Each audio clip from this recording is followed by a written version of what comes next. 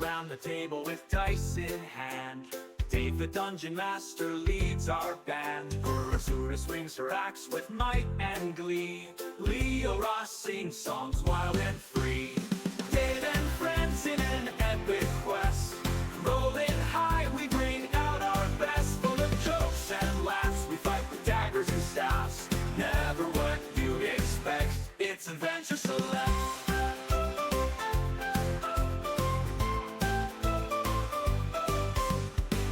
Sneaks through shadows with silent grace. Pietro's spells fly swift in the chase. Durin's drunken charm is a welcome delight. Dave's world comes alive every other Saturday night.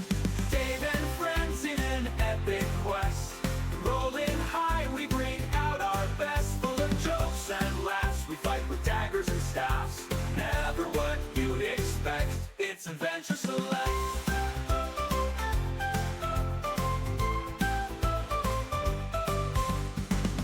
Unrolled, the story's begun. Battles fought till the morning sun. Friendship forged in our shared dreams. Brought to you with our bi-weekly streams. Monsters lurking, treasure to find. Plot twists unravel in our minds. Victory sweet when we face the beast. Dave's the master of our mighty feast. Dave and friends in an epic quest. Rolling high, we bring out our best. Full of jokes and laughs, we fight with daggers and staffs. Never what you'd expect, it's Adventure Select. Never what you'd expect. Never what you'd expect. Never what you'd expect, it's Adventure Select. Adventure Select.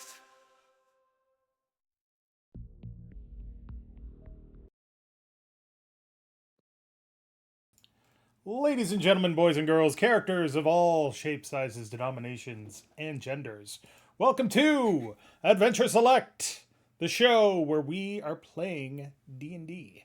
I've got with me selecting an adventure. It's true.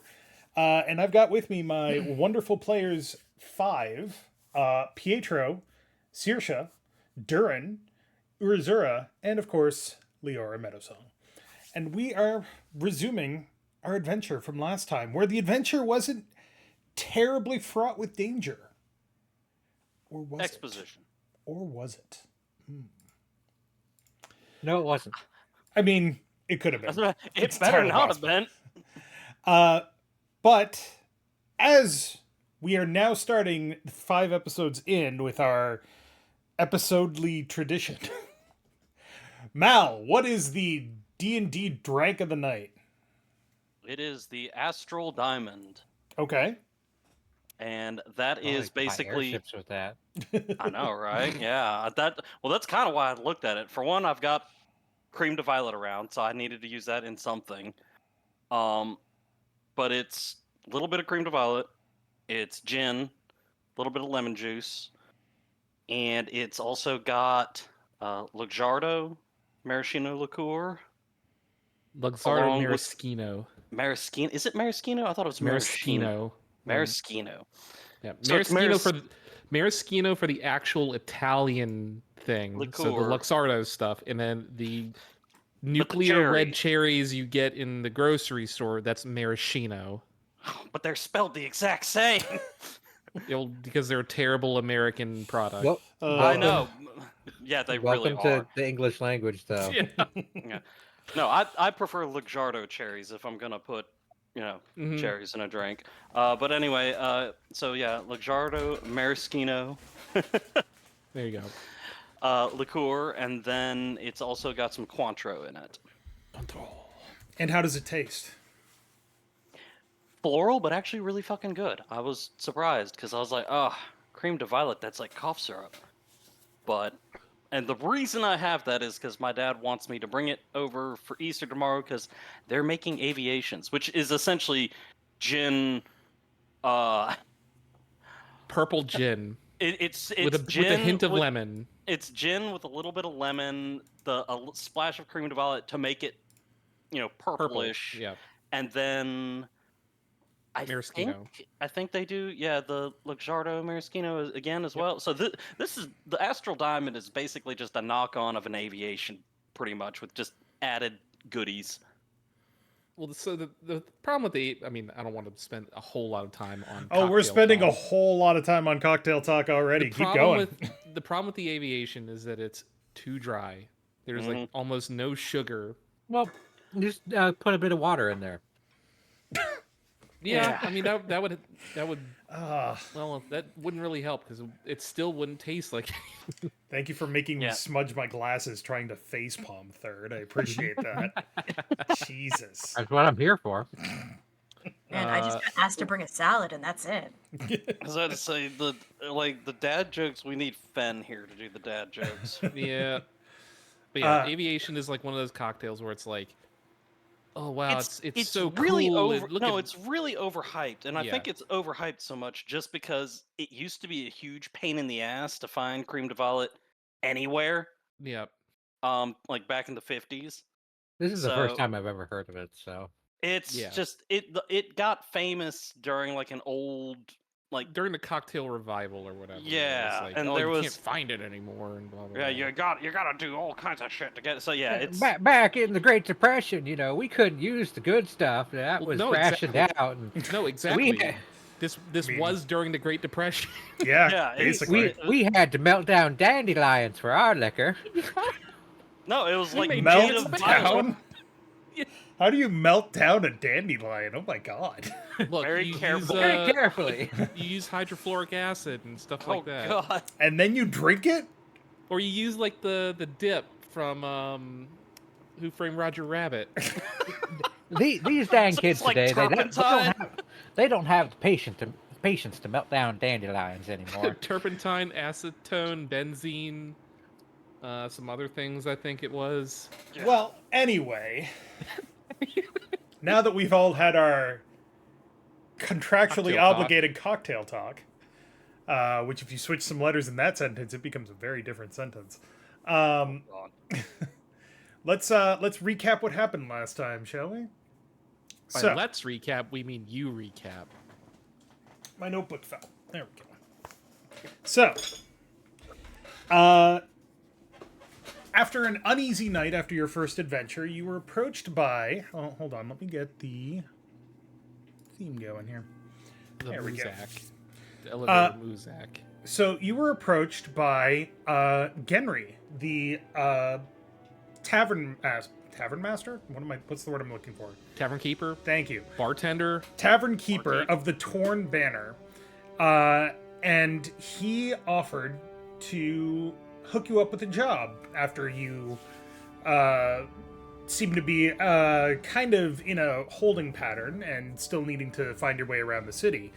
He directed you towards the Jasmine Dragon, a ship in harbor, and captained by Captain Badarin, a half-orc, foppish man who...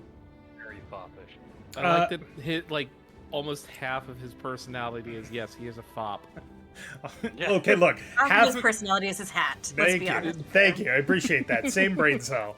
I was about to say, all of us are sharing that one brain cell, because I was about to say, you mean his personality is his fancy hat that Leorah has sworn to steal, and then it's like, then Leorah says it, and Dave's like, yeah, I was going to say that. I'm like, I'm hanging out with you people too much. We're stuck in a hive mind. This is Leorah's overriding campaign goal, is to get that in. So we can work together. We can make it a heist. Teamwork makes the dream work.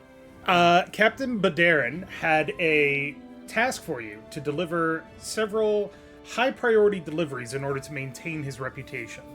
He wanted you to deliver a box of what ended up being gold and precious goods, or items, to the Temples of the Harvester in the Temples District. You found out that these were from one of the devastated regions in the north of the Ganorian Peninsula. Like they do. You then moved on to deliver some rare materials to a weapon shop. The rare materials. Yeah, the Candlekeeper, which was run by Red, another Goliath, who then sold a functional, nicely made greatsword to Urizura to replace the one that stick. to replace the wooden sword that had broken in your last fight. And so you come to your last delivery, a small box that is currently in the possession of Durin, and it's very fragile. Very fragile. Don't shake it. Don't drop it. It's fine. Don't drop it. Don't shake it. Don't open it. But you were supposed to deliver this to the estate of Diastros in the Heights District. And that is where... The estate of the who? Diastros. Disastrous? Oh, I also need a reminder of something. The name of whoever I'm Cathis or Linde. Cathis or Linde. Or Linde. We don't know who that is. We don't know who that is. But, Why would you do this to me, thing? All right. So, now that... So now that we've finished recapping, you've just left the Candlekeeper. You are kind of on the edges of the market street. Your cart is empty because there are no more boxes or crates inside. Well, we can just leave the cart here then. No, I think we have to we return can just that. abandon it. Do we have to return it? Go ahead, Dave. But yeah, what do you do now?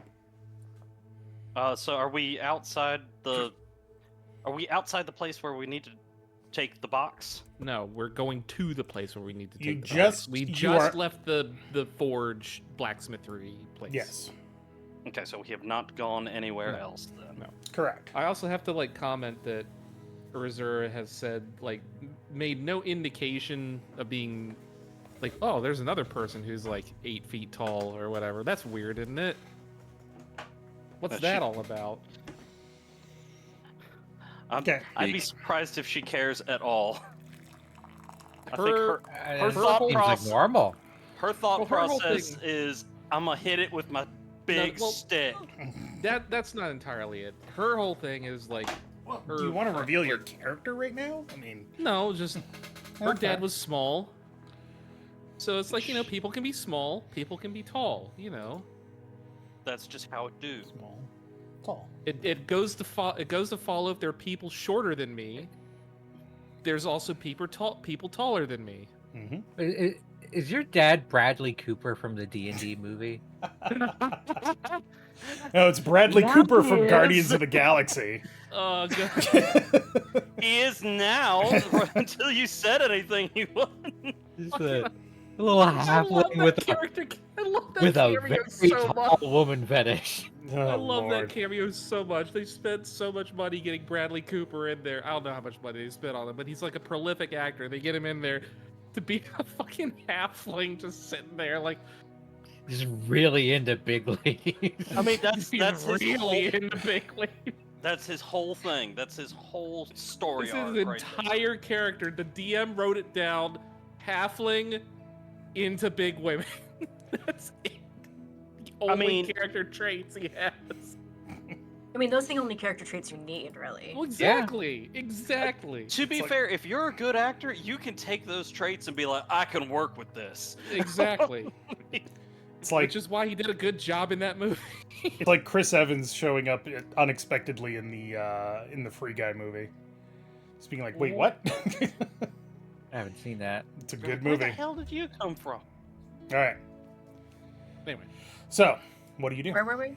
So we have left the forge, and we need to go take the very fragile box that Durin is still holding to the Fancy Pants district, I guess it is. The estate of Diastros. And The Fancy Pants District. yeah, but they're in the Fancy Pants district. They're in the district where it's like the wealthy district. How about or you what pull is up it? pull up the map there, Dave? Yeah. Do-do-do. The place I wish where the I'd- pants are fancy. So that the I wish I'd worn my fancy pants today, guys. so that the people watching can see too. I don't think Urizura has fancy pants. They're mostly made out of animal furs. Does she have pants? I Mr. Fang always does have wear my pants. fancy pants. Every They're getting a time little smelly somebody, about that. So every time somebody is saying fancy pants, I'm imagining the song "Mr. Fancy Pants." by Chances John are you're- Singleton. chances are What your about, pants are not as fancy as the pair of very fancy pants that Mr. Fancy Pants will wear. When everybody's dancing in the Fancy Pants parade, he's gonna pass the test. He's gonna be the best in terms of pants. What about Tea is Space hot! Pants Ow! from Fuck! Saturday Night Live with Peter Dinklage? All right, You know, Space enough Pants. digression. Space Pants. Enough digression. So this is the Dave, map. half of what we do is digression. that's true. D&D, baby. That's I'm D&D, aware. baby. One of the D stands for. So you are currently at more or less the number 3 on the map, Dungeons and Digressions. and Like you the heights is kind of north and east of the numbers. North east westish of the number 5. Northeast westish. Yeah, So, so- north.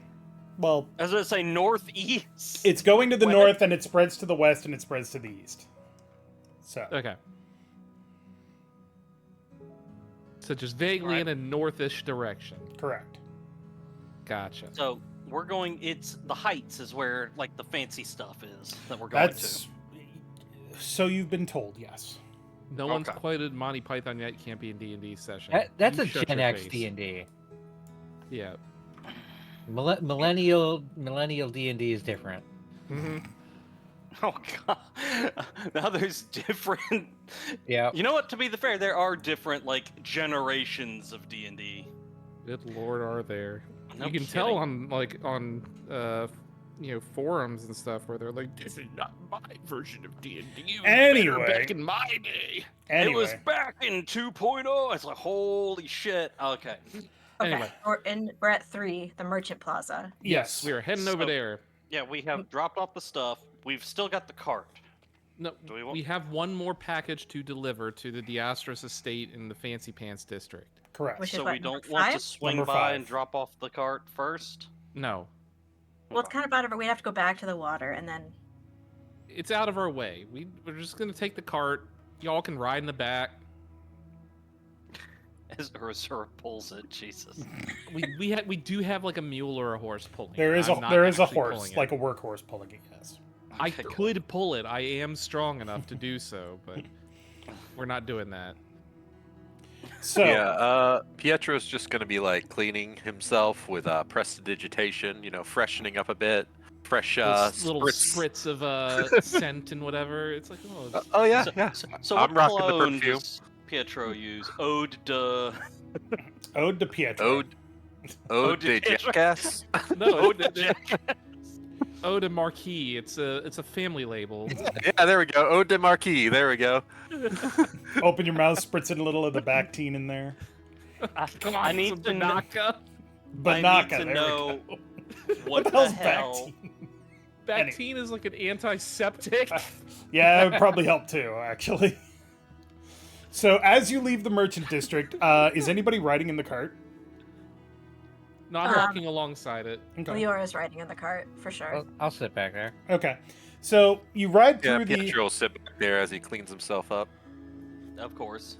So as you're riding through, you get back to the main road, the one that's kind of heading northwest, and you obviously traffic here is very heavy. There's a lot of people coming in. There's a lot of people leaving. People heading towards the docks. It's kind of like one of the main bloodlines of the city, essentially. But it's not hard to get where you're going because the street is pretty wide. It's like this isn't a 2-lane or a 4-lane highway. This is like an 8-lane highway, but Good grief. in like a medieval town. So Well, just a really wide road, like correct. super wide. It's a broad thoroughfare. there you go. Thank you. That's a weird horse. You also Lenny notice coming in with. Damn it. you also notice that you're going up slightly. It turns out that the name The Heights is not just for giggles. You are actually going up.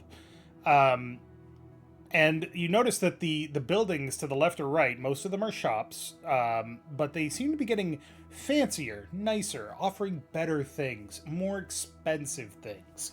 You go from, hey, this is the place you go to buy a new jacket for the road, to this is the place you go to buy a jacket to impress your drinking buddies, to this is the place you go to when you need a jacket and you have a lot of money to spend.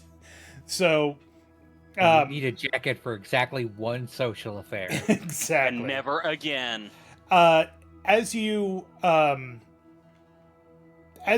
get towards the top of the hill that you're going up to, where it starts to level out, you look to the left and you can see the citadel rising above the city. This is a huge hill with a fortress on top.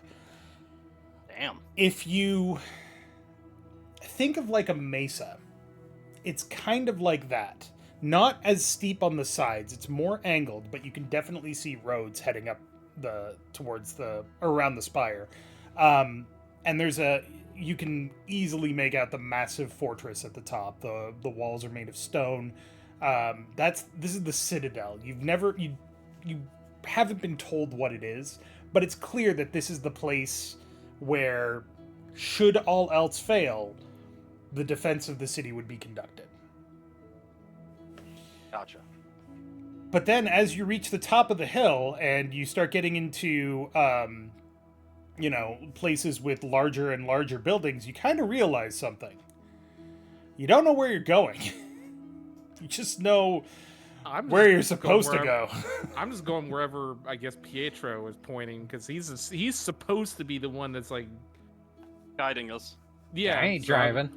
I'm just walking alongside the horse. Wait, I'm leading? Well, I mean, you were the one that conducted the business in the last two places, so, and you collected the money, so you seem like you know what you're doing. So it's like, okay. The cart slowly, like the horse just kind of like. 5. You think fucking Urizura knows where the hell she's going? The cart kind of Fair. The horse at the front of the cart kind of like stops just in the middle of the road, and it's just like you're just sitting there and people start flowing around you. You get a couple of like grumpy glances. You're just kind of sitting in the middle of the road now, and everybody's just kind of like looking at you as they walk past, like, what the fuck? Ooh, are we Like you've there? never seen a cart Gas. before. You are definitely not there. You are still on the main road. These are not estates. These are shops. Okay. Anyone know how to make a horse, go? Anyone? Anyone at all? Shouldn't we ask where the horse is supposed to go first? I do have a +2 animal handling, so I could try and get him going. Well, we're not at the heights yet, right? No, you are technically in the heights, but you're still on the We're main just road. in the shopping. Yeah, you're not at not at the estate yet. You don't know where the estate is. Where we're going. I mean, is there like a street sign, like Diastro's Drive or something like that? There are That street point signs. us in the right direction. I just say Diastro sounds like a JoJo villain.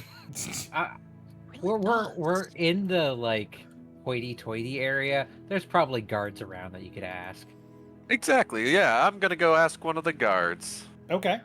There is no absence of guards patrolling the streets.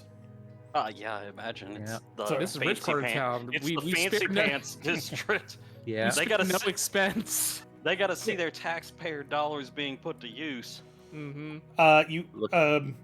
Actually, go ahead. Go ahead. Looking my nobleman's best, I stride up to some nearby guards, and I say, "Gentlemen, could I trouble you for some directions? I seem to have gotten myself turned around. I am looking for the shit. I just had it. The Diastros estate. Yeah. So the guards turn and they look at you. First of all, give me a perception check. Perception check. Uh-oh. Is that one of my good ones? I hope so. Where is perception on here again? Oh, yeah. That's passive perception. Where's perception on this thing? It's on your skills. Under Skills? P for perception. Oh. It's one of my awful ones. Here we go. 9. A 9. Oh, boy. You notice that the guards are cleaner. So, comparing these guys to Sergeant Constable Liam, who you've met and interacted with, these guys have cleaner, slightly nicer uniforms, and you notice that their pole arms that they are carrying are fancy. As one would expect. But For the heights. give me either a... Well, no, give me a persuasion check. Persuasion? All right. Persuasion. 16. Le persuasion. 16. They got Okay. the good assignment says cohesion. Yes. So one of the guards kind of looks at you. He kind of looks you up and down, and he goes, Oh. I actually have, because of my perfume, I have advantage on my persuasion check. Hey, Roll there you again. go. "Give me another roll." Your spritz of Eau de Marquis. So he kind of looks you up and down, and he kind of goes, whatever. And he goes, 60% of the time, it works every time. "Yeah, I can. Yeah. I can point you in the right direction. What brings you to that estate?" Oh, I am just on my way to conduct some business, gentlemen. Mantleton. Gentlemen. Okay. He kind of he looks at you again, and he's like, kind of looks back behind you at the cart, and notices that the cart is empty. He's like, what business you conducting there, sir?" What business? Oh, just some Durin will Just going over absolutely some, not be waving that box. Have we do we know anything about this disastrous person or whatever? Diastros? Yeah. The JoJo villain. I mean, Yeah, the JoJo villain. you wouldn't. No, I wouldn't know. Saoirse and Pietro, give me history checks. Is it just those two? They would be the only one that would have any kind of relevant experience. I suppose you could also give me one too, Durin. Dirty 20. Dirty 20. Okay. I got a 9 again. And that's with my +4. The dice are cursed. History? Yeah, history. Only a 9. Okay. Well, Saoirse, you have heard the Diastros name. They are generally well-connected noble family. They have businesses all over both Tyrus and parts of the Gnorian Peninsula. They're not high and mighty hoity-toity nobles, but they are definitely well thought of for the most part. But that's really all you know about them. I will have passed this on to the party then. Okay. I'm just gonna say, making sure they have a good look at my eye patch. I'm gonna say, yes, our families have done business before, and I was hoping to discuss some future endeavors with them. You do like a very exaggerated wink, but because it's behind your eye patch, you're just like. Just looks like you've got something in your eye. Accidentally cast Eldritch Blast. Ah, fuck! I don't know Eldritch Blast. No, I know. I know blasphemous Warlock without Eldritch Blast, but here we are. That's where You we are. don't have Eldritch Blast. No, he I doesn't. don't. Look, last wizard I made, she didn't have any damaging spells except Shocking Grasp. Did not have Magic Missile. Nope, did not. It was Shocking Grasp and nothing else. So Ow. the guard kind of looks at you and he nods and he's like, "Yeah, sorry, just got to make sure that we know who's in this part of town." I'm sure you understand, sir. Of course. The Diastros estate is, and he gives you directions. It's not super important where it is, but it's a good 15 minutes away on foot. It's going to take you a hot second to get there. Okay. And he's like, yeah, and then you'll be there. Excellent. I do an about face, head back to the wagon. A nice dramatic, like cape twirling about face. Oh, so you do have a cape. Of course course he he has. does. He's a noble. Good. All right. I Has just to have- tuxedo masked my way out of there. But you didn't do anything. Away! Yeah, exactly. Give me the brain cell. It's my turn with the brain cell. Oh Lord. But you We have didn't fun. do anything. My job is done. Whoosh. That is So some mad Pietro energy right there. Except I do things. I liquidated a monster. I've so far talked our way through all these deliveries. I'm doing good. it's true. I'm doing stuff. I'm not quite a tuxedo mask. But you could be. I It's could something be. you could strive for. I could So- really do that. Do you want to strive for that? So I mean, that makes the rest of us Sailor Scouts, and I'm okay with that. So as you turn off the main road, the flow of traffic immediately starts to slow down. There's fewer people coming down these residential streets, but you start passing not just buildings but actual proper estates. First, they have like a nice little fenced-in front yard. It's maybe like 6 feet by garden. like 12 feet, yeah. And then you pass a couple of buildings that are the size of 3 of the buildings that you just passed with a huge front yard, and you're like, oh, this is how the nice people damn. live. Okay. Occasionally you pass somebody dressed in very nice and fancy clothes, and they all kind of give you a look, but then they see that you have the cart, and you're just like, all right. And the trip is uneventful. When you get to the That's Diastros good. estate, you notice first of all that unlike all of the other buildings at this time of day, the sorry, give me a second here. The windows are all curtained. Oh fuck, they're vampires. Haunted. I'm sorry, that's just my immediate brain going, oh fuck, no, vampires. That or they're like otaku neats, one of the two. One is arguably worse than the other. Is there a creepy female figure up in like a top window that's mysteriously open? And you can't like quite see her face, even though it's like bright daylight.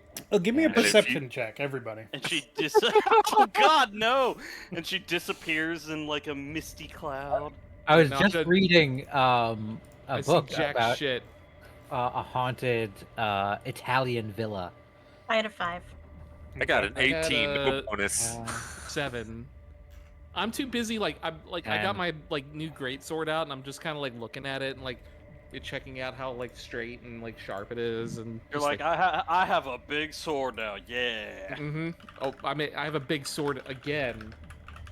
It's just But not the- made of wood this time. I was about to say, this time it's made of metal, so you know, it won't explode into 1,000 shards of splinters of doom. Yeah, but you act like metal can't do that. No, but it's less. Well, no, I take that back. You know, it's not less likely to. I don't know. Red seems to be like the person that would make quality gear, so I'm going to trust that her swords aren't brittle pieces of shit. But you know, I could Yep. be wrong about her character. All right. Now I'm thinking of a D&D thing Mhm. that's just like various. You know how in Borderlands they'd have different like manufacturers of weapons. What if you just had that for D&D, like a greatsword that just explodes the first time you use it? Man, that's like in Kenshi. If you play that game, it's like, oh, this quality of weapon is rusty piece of shit. But That would this be- quality of Kenshi is like masterwork, has existed for 10,000 years, is still razor sharp, and oh god, you just cut that giant monster in half. That would be the glass sword from Ultima Games. Kills anything in one hit, immediately breaks. Oh shit, I remember that. Anyway, you I pull up called for the wagon to stop. Okay. The wagon All stops, and I- and you're sitting out front of the front door. Of the Diastros or Disaster? Diastros. I guess we'll Alright. see once we get in there. I God. step out of the wagon. I step down from the What is wagon. it? Is there like And a parking spot for the wagon? I don't know, it's like in front of the gate, I assume, right? Well, you can pull it off to the side of the road. The road is still fairly wide. It's like, 3 or 4 carts wide. Parallel So- park. Is this like a gated estate type deal, or is this just a building on the side of the road? From what you can see here, there is this is a building on the side of the road, but there are 2 passageways going down the left and the right of the building. Like alleyways, I should say. Okay. So it's a gated build. It's got a big wall and gate, but it's got ways to get around the building around it. No, the building is right up on the road, Uh-huh. and there's 2 alleyways going along the sides of the building.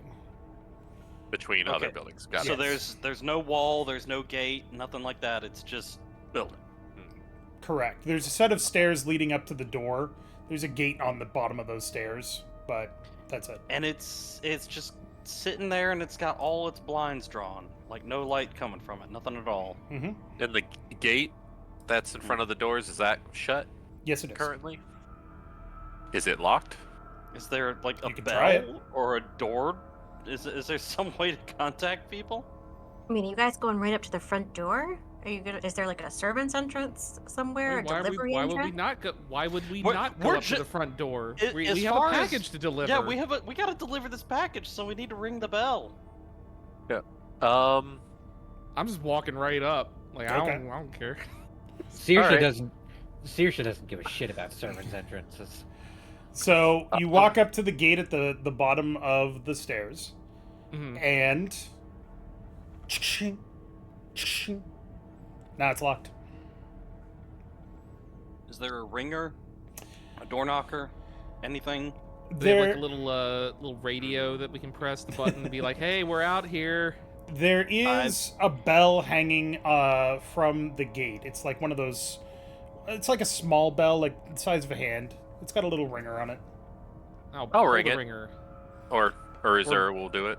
Yep. Well, Ding, I'm up ding. there. I'm tall up Ding there. You get it. ding. Yeah, there you go. Perception check from everybody, please. I realize I do a Why lot of these, but That's D&D. yeah. Boy, that's an 18. I didn't see shit. I got a 5 again. Just 10. 15. Like Mm. Leorah Leorah and is I just are so Leorah is so preoccupied with thoughts of getting her hat. Leorah and She's I like, are "Where's both, the service as- entrance?" Asleep on the cart. I don't care what the servant's entrance is. I'm getting that hat.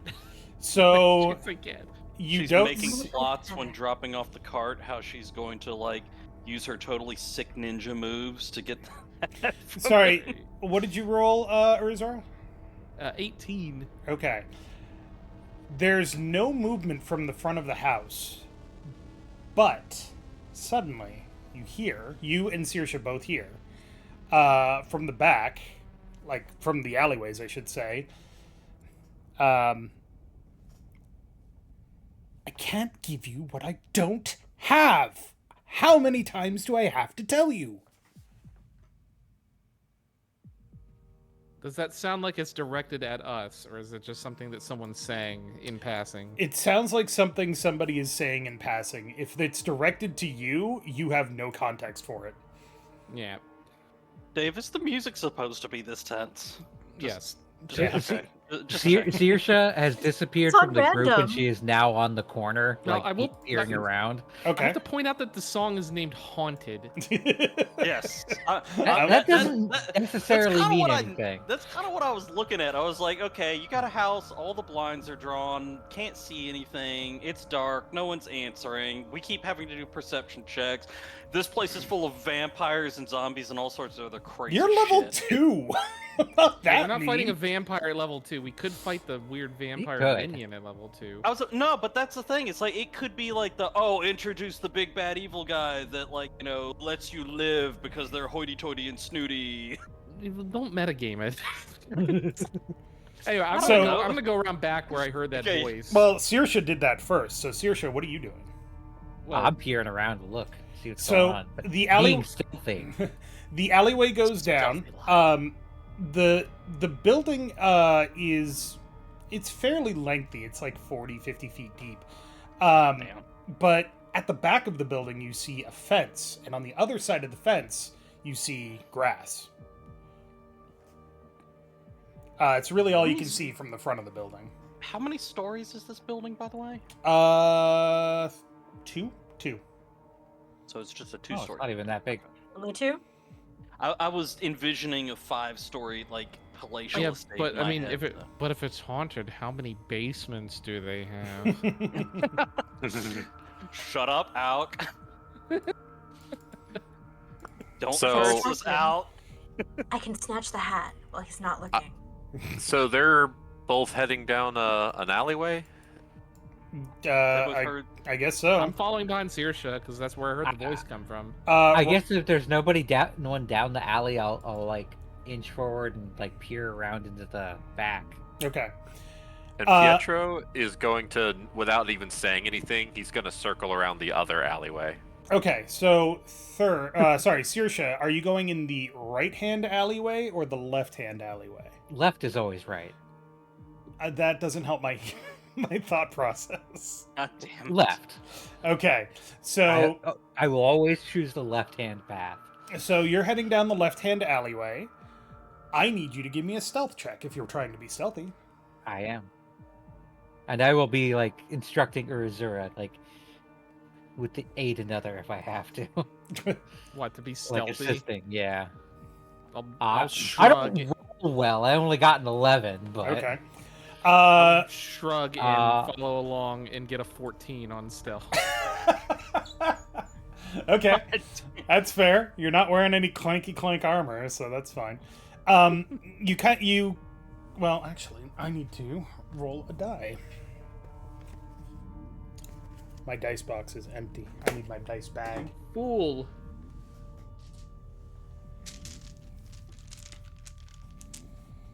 That's a 12. That's a percentile. What the fuck's my d20? There it is.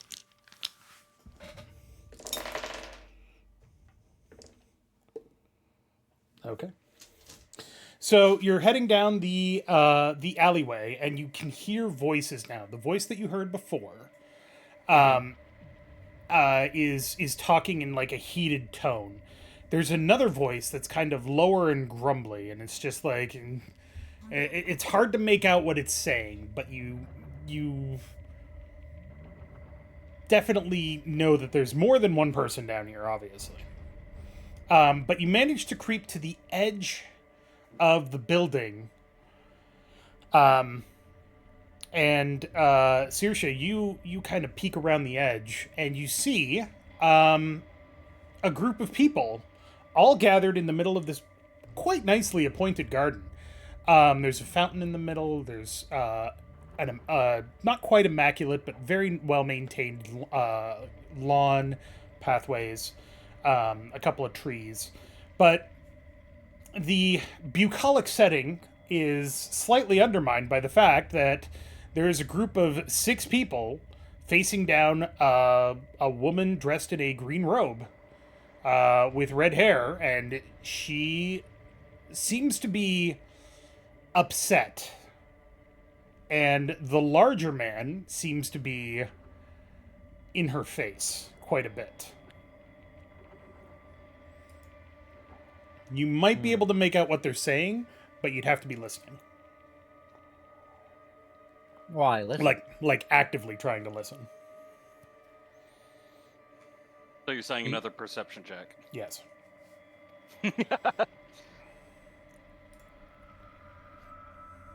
16. Okay. At this distance, you're maybe 40, 50 feet away, but this is isolated enough that you can make out what the larger gentleman is saying. He's kind of all up in this woman's face. Goes, I don't know if you understand exactly what's at stake here. I'm willing to overlook this if you just hand it over. She looks up at him, and you see now that she's holding a staff, like a large staff. And she goes, and I'm telling you for the last time, it's not here. I don't have it. So if you'd like to wait for it to be delivered, that's fine. But I'm not sticking around if you're going to be such an asshole. What do you do? I'm guessing. I'm just guessing. This You're is waiting the for the thing thing we're that, delivering. yeah. Durin's got a box of grenades. Urizura is like right next to me, right? Yeah, Yes. like just like hunched like right behind you, like towering. The biggest shadow. I don't think we need to get involved, do we? Just wait for this all to blow over and deliver it in peace once they're gone. Are you trying to convince Urizura, the battle maniac, to not charge in with her sword? If you do charge in, make sure to give a great big battle cry so the rest of them know to jump into. Do any of them look like they'd be a particularly fun fight?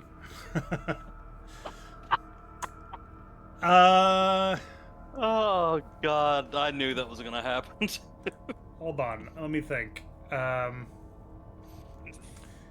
Give me either an insight check or an athletics check. Athletics, you say? Interesting. 13. Okay. That was athletics? Yeah. Okay. At least 2, possibly 3 of this group look like they know what they're doing. There's 6 total. 3 of them look to be roughly about 5 or 6 feet tall. 1 is shorter.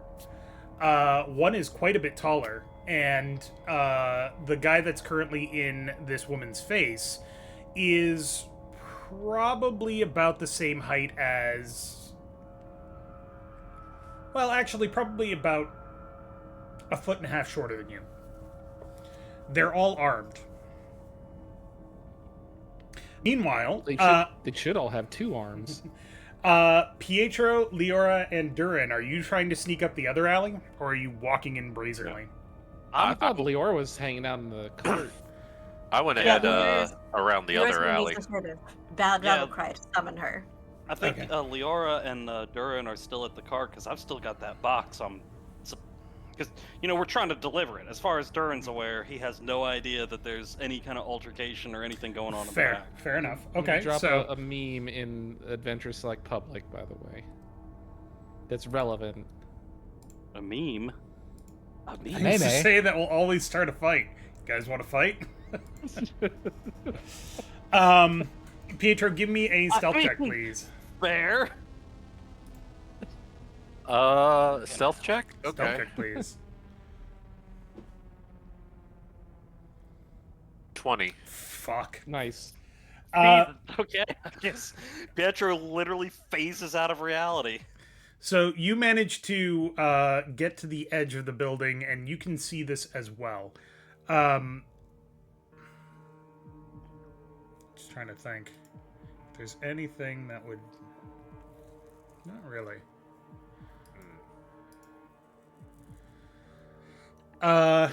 Actually, you can see all of this happening. You can mostly hear what's happening, and you can hear that the woman is getting irate. Give me an Arcana check. An Arcana check. Okay. Arcana. That's a nat 20. 24. Okay. Holy shit. It's a magic man. He is the As- magic man. As you're watching this scene kind of unfold, you realize that the woman is definitely starting, like, preparing herself to do something magical. You can't figure out what it is, but you know that she is not backing down from this confrontation, and also about to unleash some shit. Pietro is going to. Oh shit! What? I know what Pietro would do. It's not something I want to do, but I know what Pietro would do in this situation. It's my favorite He thing. is going to chest out, just start walking in, striding into the middle of this, and say, "Gentlemen, gentlemen, madam, what seems to be the commotion here? What's the problem? Is there anything I can assist with?" They all immediately turn to look at you. Surprise evident on everybody's faces. And he's not going to stop until he's between the men and the woman. Good luck with that. He's right in her face. He gets right in between them, so like their faces are like right up against the back in He's front gonna of be his cheek head. to cheek with both of them. He will fucking do it. Gives the guy a little kiss. what's the problem here? This is what are we a doing? Nickelodeon cartoon. They all turn to look at you in surprise, and the biggest guy, the largest gentleman, immediately immediately puts his hand on his weapon and like starts to like pull it out. That's a signal for me. At that point, Urizura just has neuron activation.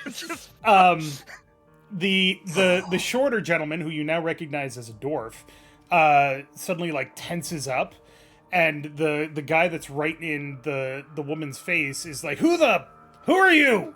What are you doing here? Again, he's gonna brush his hair out of his face, making sure that they catch a good glimpse of his eye patch, the family crest, and everything. Prestidigitation, some sparkles. You know what? Prestidigitation like a lens flare on his teeth. Like Yeah. he does a smile. It's like The shiny teeth. right. Yeah, right. Just fucking prestidigitation, Bishi sparkles. Right. If there happens to be like, this is a garden, right? Yep. I could use druid. He's gonna Fucking use druid doves. craft to cause the flowers to bloom. He's gonna pluck one, hand it to the woman, and turn to the gentleman. The fucking ham is just like It's like the Like, you most can't- shit-eating grin on his face. I can eat the ham through the screen. Yeah. There's so much ham. This game session isn't kosher. And he's gonna say, No, not at all. Go ahead. "'Tis I, Pietro de Marchi, of the de Marchi family. I am here on some business seeking the Diastros family. Would any of you happen to be part of the Diastros family?" At that, the woman looks at you in surprise. And then suddenly, and without any warning at all, raises up her hand and blasts the big dude in the face with magic missile. Oh boy, that's the time to Yeah. go. And then Urizura is like, Just immediately draws the sword. It's fighting time. The man in the back said, "Everyone attack!" "Did you remember to make the war cries to let Durin and Leorah know?" I think the I magic probably missile will as is soon as clue enough. I probably will Actually- as soon as it's my turn. So Actually, Urizura just lets out like a Xena is, cry. how Oh. loud Alright. is magic missile going off in someone's face? Is it like an explosion, or is it like... Did the cart vibrate? No, nothing Did the horse like run that. away? it's like Um, throwing 3 rocks at someone's face. She holds up her hand and she goes, Floros. And suddenly a burst of energy comes out of her hand, streaks through the air, spirals a little bit, and slams the guy in the face. He just goes, boom! It doesn't sound like a gunshot, it sounds like a punch. Okay, so Leorah and Durin would not have heard that.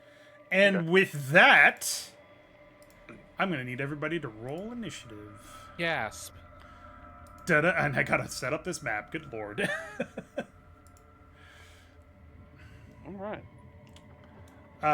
So, give me a second. Initiative time.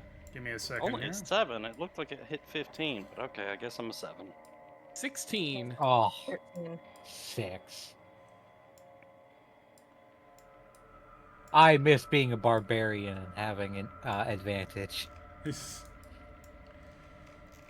I would like my hand tool, please. Thank you. You don't get tools.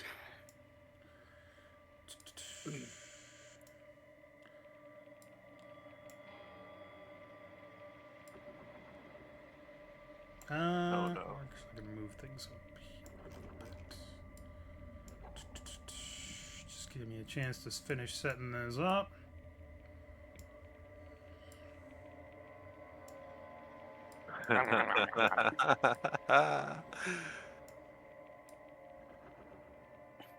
I think Pietro's first words are gonna be like, "So that's a no." Let's take that as a no. How about Proceeds to you? fucking well, no, you don't have Eldritch Blast. I was like, I was gonna say, No, so I'll take that instead- as a no. Starts Eldritch blasting left and right. It's Okay. like, oh, Starts casting Expeditious Retreat and runs away. I'm right in the middle of this, so yeah. Oh, you don't even know yet. So the map is up. Let me swap it over here. How do I get into the map launch game? I can totally see Pietro doing as he takes off. Just fucking Zoidberg my way out. And let me swap the music over here to. Oh shit! You yeah, Pietro, you are fake cheek to cheek with them. Peek Oh. up on a Saturday. Look, I mean, he said he was doing a thing, and that is what has happened. So, wow, I didn't think Durin and Leorah were that close to the They're action. I figured they're we- not. So, like, would you say we're like, oh, what the fuck? You're- is the You're about like 50 feet away around the front of the house. Yeah, hanging you'd out be in the over cart. here. You'd be over there, assuming you go down the right alleyway. If you go down the left, you can go that way as well. But How many turns is it going to take for us to join the action? So How which fast can way you is run? Where's the way is- house? which way is the front of the yeah? the where's front of the house is Which to way the left. Sorry. So this is that So- this so- gray block over here is like the So house. this Yes. the where I'm Okay. pinging, that's the house. This is the house. Okay, I guess we're not being able to see pings. Uh, Yeah. Can you not probably see this. rulers? If you This. zoom out, you can see the pin. Okay. Can you see that? Yes, I can see that. Can you see that? Yes. Yes. That is so where this you is are. the So house that- over here. That's the house. So I guess Leorah and Durin are like way somewhere over here. out here completely off the map. Yes, you're about like Dave said, you're about like 40 or 50 feet away because that's how deep the house is. Okay. And we probably the two shortest people in this party. With Yeah. a short leg. we have the slowest run speed. And Durin's also carrying the box of potential doom, which The Well, I mean, box it's of only boom. it's only a small box. Fine. you know what? Grenades are small too, Al. Yeah, but Okay. are they heavy? So everybody has rolled initiative. Correct. Yes. 7, 13, 8, 6, 11. Does that sound right for everybody? No, Yeah, I I got got the 16. 7. You got 16. Yeah, you didn't enter mine because I didn't roll right. in D&D Beyond. I rolled a Okay. physical dice. Leorah, you got 13. That sounds about right. Okay. Charge? No, but I can run at them. All right. So, Going last, of course. welcome to the battle. So, first up, I like how. Sorry, I just want to comment. If you hit like the way I have the screen, if you hit the little arrow, Saoirse is just by herself on her little menu of the turn order. oh, it's Because not I what don't have see. I don't have the window full screen. Oh, so gotcha. Oh, I have it just so big that I like, get my own she's- page. She's the only one on her little tab, the turn order. Give me a Big second. I just sad. got to transition Oh well. back. See what the if hell she is the disappeared from the bandit terminal. captain wearing? That is the craziest. It's a Leorah, bandana. he's got a fancy hat too. Oh no, that's Yeah, a he- bandana. Yeah, he's a pirate Eh. captain looking dude. Is the Uh, bandana photoshopped on, or was that part of the art? That's part of the part of art. the original art. Okay. Yeah. Oh my Yeah. god, it's the craziest. All right. It almost looks bandana. photoshopped on. It A little bit, does. yeah.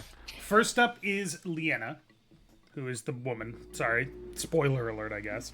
So she has blasted this guy in the face with magic missile. Blast him. for that Oh, amount. Or Urizura totally will be able to give out a war cry. Oh yeah, no, she's gonna charge right at these motherfuckers. At which point she says,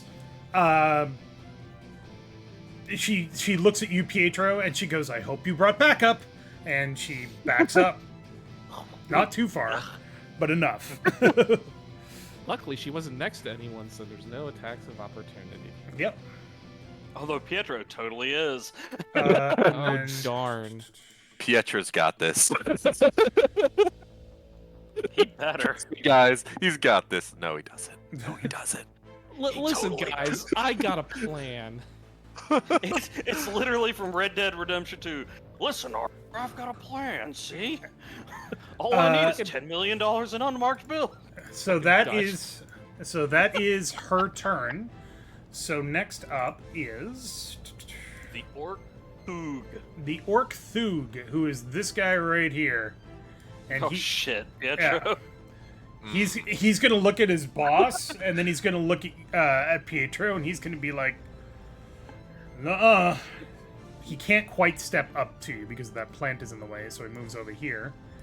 And he is going to.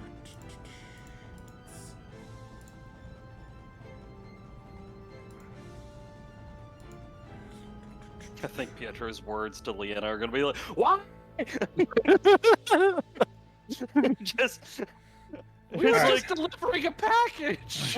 we could have had a nice civil conversation. So he is going to pull his great axe from behind his back, and could have just left a tag on the gate saying you missed them like a real parser character. Mm-hmm. Yeah. He's gonna ping out his great axe, and he's gonna swing it at you in a big overhand motion. Oh no. Which is going to be. I mean, we could have done the UPS thing. We'll be back could've. at such and such. That is going to be an 18 to hit. I'm Oh, sorry God. we missed you. Yeah, that hits. Okay. That's a big hit. 18, Jesus, that's almost a 20. And that is going to be Yes, 10 Mal, that is points of correct. damage. That is almost a 20. 10 points of damage. 10 points. Right. Ugh. All right. Ow. All right. Your arms are still attached, right? For the moment.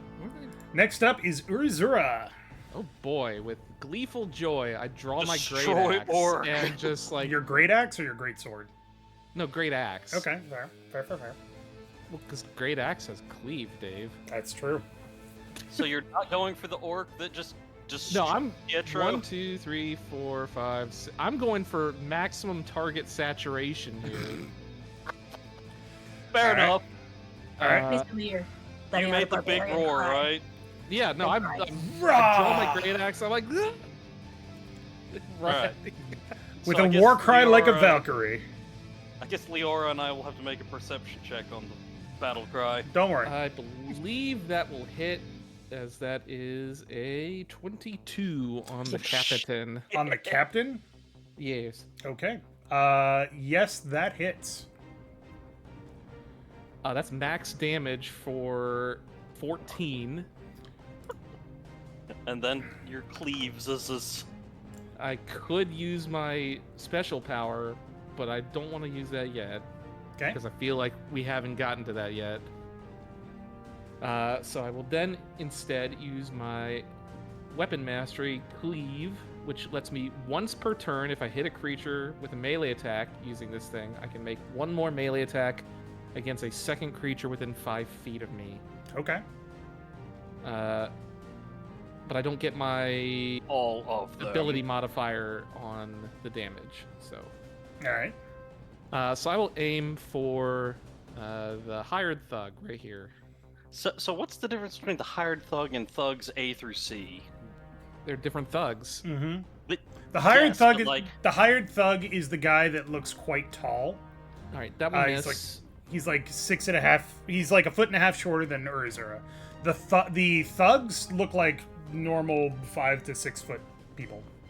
They're they're generic mooks like Mook A, like Mook B. So that misses the second one. However, what did you I have roll? action 5. Yeah, no, that misses. Okay. Yeah. I can figure it out when I missed. I know. It's not to say it. No, I know. I'm going to use my action surge, Ooh. which lets me take another action, and I'm gonna swing at the captain again, and I get a 25 to hit. That's gonna hit. You rolled up behind this guy and proceeded to bury your axe in his shoulders twice. Yep. 5 damage on that one. For 5. Yep. So, Dave, I Yep. know And then that I get cleave again. Mm-hmm. Oh my Wait, god. there's one. Sorry, that's Once per turn. Once Yes. per turn. Once per turn. I was going to say, what do you mean you get cleave again? Okay, Dave, Yep. you said Kylan made this music. Did he make this song in particular, Yes. Carol? Oh my gosh, I can't find that on his site. I don't think it's on his site. Okay, that would be why. Because I was trying to look for it. I was like, this song slaps. It is pretty But it's good. not there. But yeah, that'll be it for me. Okay. So you come. So everybody is like looking at Pietro and looking at Leanna. The captain's just like, oh, and he got in his face. Pietro takes a big cleave from an axe just right in the chest. He's like, ah! And then suddenly there's this great cry like a Valkyrie queen just going, ah! And suddenly, boom! The captain just gets hit in the face with the fucking axe. And then boom again in the face. And he's just like, what the hell? Who are you? And I'm just like shouting. Yeah, talking is not a free action. All right. Proceeds to hit I'm, like, him a third laughing time. with the joy of battle. You know, it's like So I'm surprised Urizura didn't hit him again, going, talking is not a free action. So, Leorah, it is now your turn. Meanwhile, in the cart. You suddenly hear the characteristic Urizura scream, which you've heard only a couple of times before, but it's very distinctive. And you realize that shit's going down. That sounds like trouble. We should probably go help them. So, So, I'm going to continue. So, roll an athletics check. Athletics or acrobatics? Either or. I'll do acrobatics. Okay. 22. Okay. Yeah. You leap from the cart and charge down the alleyway on the right. Because it's the shorter distance. You just happen to be lucky like that. And you turn the corner and see all of this shit that's going on. And you manage to get to... you managed to get here and you still have, let's say, 10 feet of movement left. Right there? Because No. that's the path, or is there a path down here? Assume that Sorry. there's no fence. So there's a path to I below you. just Good, 'cause I accidentally don't think poked my dog in the eye. I don't Oh, think I could. fool. Is that Yeah, what that but- noise was? don't do that. No, I can't go off the screen, or otherwise it'll disappear. Alright, so But yeah, you still have 10 feet of movement left, and you still we'll go ahead and say that you still have your action because you rolled so well. thank you. So I've got about 10 more feet of movement. She had So- so much hustle. Yeah. Like And there. Durin's meanwhile back at the cart going, the hell did the halfling go? Was that an Urizura scream? What the fuck? Now there's no helpful grid on this, so There's a There a is. dust- You have to zoom in pretty far. there's a That's a Leorah square. shaped That's a square. dust cloud. oh, okay. All right, so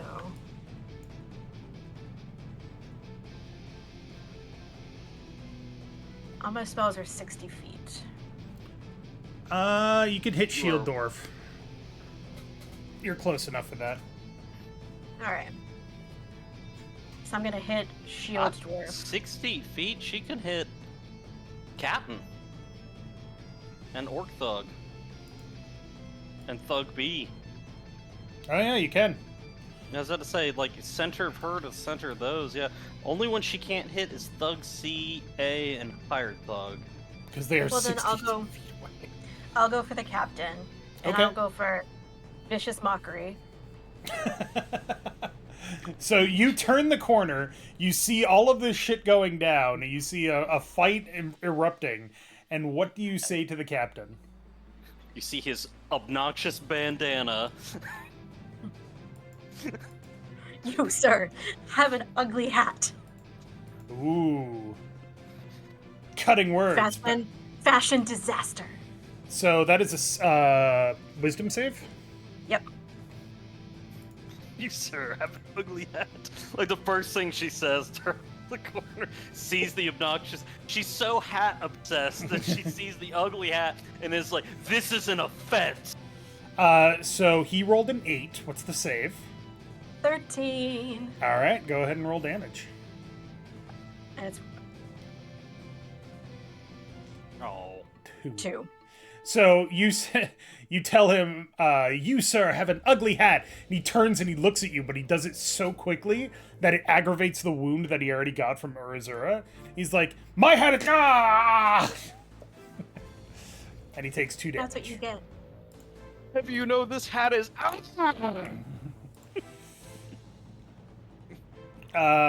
Anything else? Looking barge. Stripes is on so that hat make you goofy. look fat. So that was your movement. That was your action. Yeah. Pietro, are you He's feeling only got enough? 15 health. Yeah, he kind of got whacked pretty hard. You know, considering how many people are going before Durin can get on the scene. Yeah. I was about to say you might want to throw some heals around. I'm gonna use a bonus action for Healing Word on Pietro. Okay. Yay! Because I was about to say, as soon as Captain's turn comes around, I mean, I'm pretty go sure the for captain's Urizura. gonna turn and go after Urizura. I'm sorry. How did you do Healing Word 11? 2d4 plus 3. With a Healing Word on a bonus action? Yeah. Are you Yeah. sure? Yeah. spells. Yeah, Healing word is like 2d. I clicked whatever. the button it's next to it's Healing Word. 2d4 plus whatever your modifier is. So she rolled maximum on it. Yeah, She, so I Hot she rolled rolled a 2 4s. yeah she literally rolled max 2d4s plus her bonus. Hot damn. All right. Yep. Pietro, you get 11 hit points back. Yay! Pietro's back to full health. Sorry, Zuzu. He's more squishy. God damn, you. That is a hell of a roll. I'm sorry. That's one more than I needed. So with that, your turn is over, I'm assuming? Yep. I'm done. All I'm right. spent. So Shield Dwarf's turn is up. Shield Dwarf ain't taking no shit. Shield Dwarf looks at the captain, looks at Pietro, looks at Urizura, kind of like assesses the situation, and then his captain gives him like a And motion. fucking runs. No, I'm just like I'm like wielding like a bloody axe covered in the blood of their captain. 10, Just like this 15, grin on my face. 25. Yeah. He gets right into the Elfwoman's face and goes to attack. Which is going to be...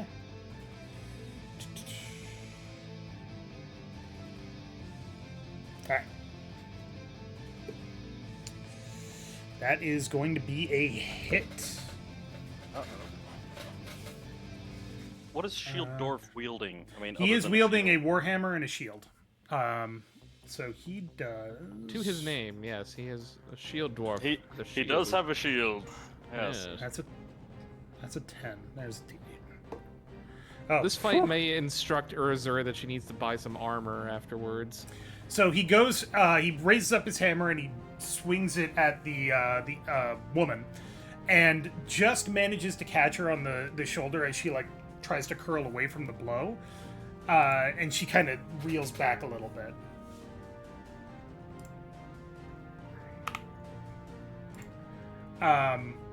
And then it's the captain's turn. The captain is going to immediately spin around, look at Urizura, look up at Urizura, and just be like, "Ugh." Someone, turn around, looks at Urizura's abs, looks up at Urizura's face. All right. And he Grinning is going down at him carrying a bloody axe. and he is going to look at you, and he's going to say, and he's going to lift his sword in one hand and swing it across for a 11 to hit. Nope. All right. As he misses you, he brings it back across and swings it again for a 8 to hit. Obviously, it doesn't. I don't need to tell you that, but I 11 didn't hit. I know. And then, as you're still dodging the second attack, you realize that he has a dagger in his left hand, and he comes and he goes to punch you with it. For How dare you? 21 to hit. That one will hit. That one.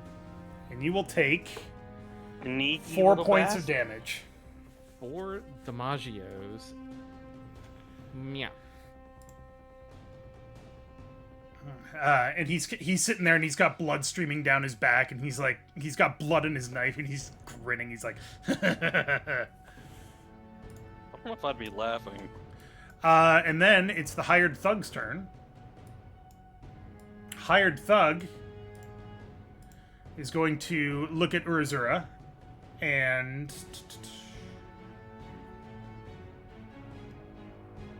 he has a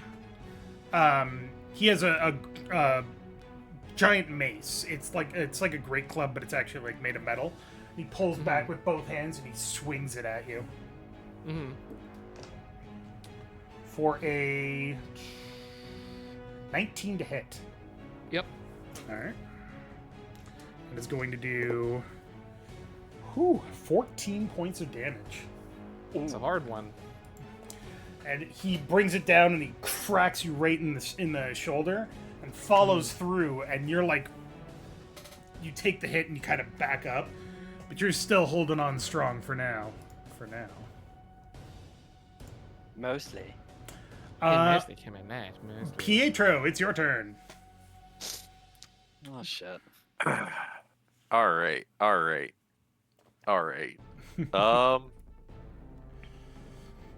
Pietro is going to. Pietro is going to cast Blade Ward. Okay. What does that do? It makes it so whenever a creature makes an attack roll against him, before the spell ends, the attacker subtracts 1d4 from the attack roll. Okay. Is that a bonus action or an action? It's an action. Okay. It's a good move. And yeah, Pietro's got to look out for number 1 right here. Is 5-foot step still a thing in 5th edition? I always forget. No, it's not. Not anymore. Yeah.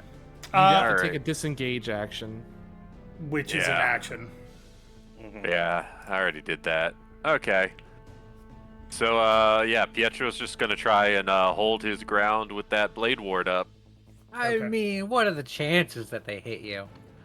Mer. Been pretty good. We'll see. All right. Next up is Thug A. Thugga. Thugga. Got him. Same brain cell. Yep. I hate that we all share this brain cell. This guy's wielding like a sword in one hand, and he goes and he attacks Urizura for. That's a jank die. Hold on. 7. Obviously, that's not going to hit. Nope. So he goes and he swings and he misses. Next up, Thug B is going to step up beside his captain here. And he's going to look at Pietro, Bring it on. and he's going to swing his sword for. That is a. I don't think the D4 is going to matter this time.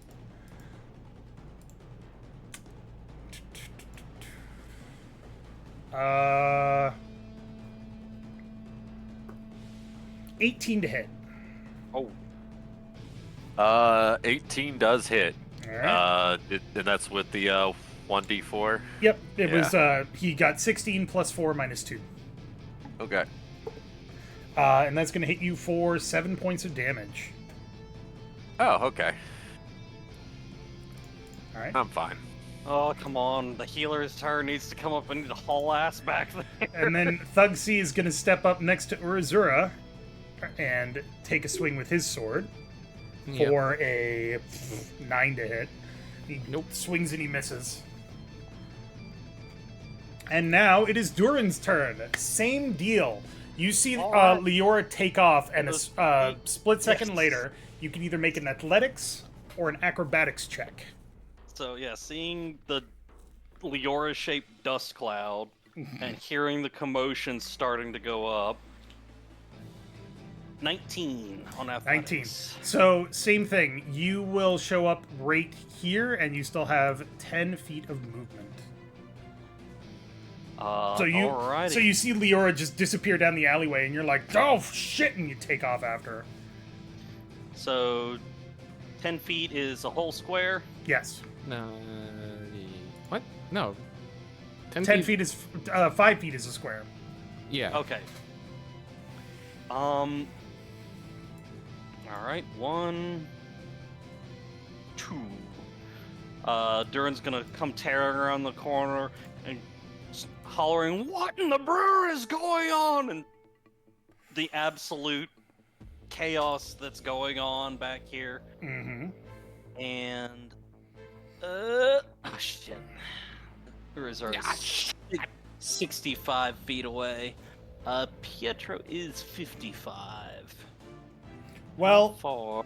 I think Leorah actually went an extra 5 feet, so I will also give you an extra 5 feet. Just to be copacetically Fair. on the same level with everybody Okay.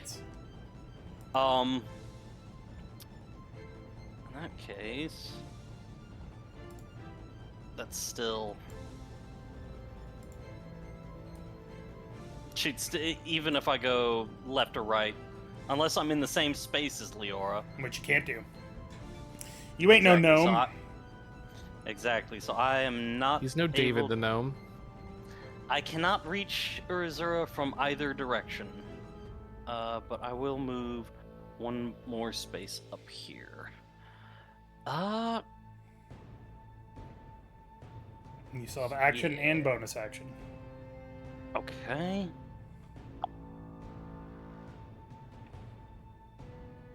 And what was it healing word does? It's you can use it unless you...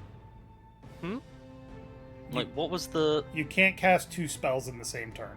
Exactly, so if I cast a spell of some sort, I cannot cast... No, that's not true. If you cast Healing Word, you can cast Uh-huh. another spell as long as it is a cantrip. Okay, so I can do cantrip plus that. Yes, because Healing Word is a bonus action. Alrighty. In that case... How much damage did Leona take? I can't see her HP bar. She you took can't a see hit. anyone's. Okay, so she took a hit. Ba ba ba ba ba ba ba. Ba-da-ba-ba-ba. No, not quite. All right, Ba-da-ba-ba. going not to loving it? Durin's Great going Mega to Man song. Durin's going to throw a sacred flame at. Let's do Shield Dwarf Thug. Okay. So that is a... What kind of save? Dex save. Dex save.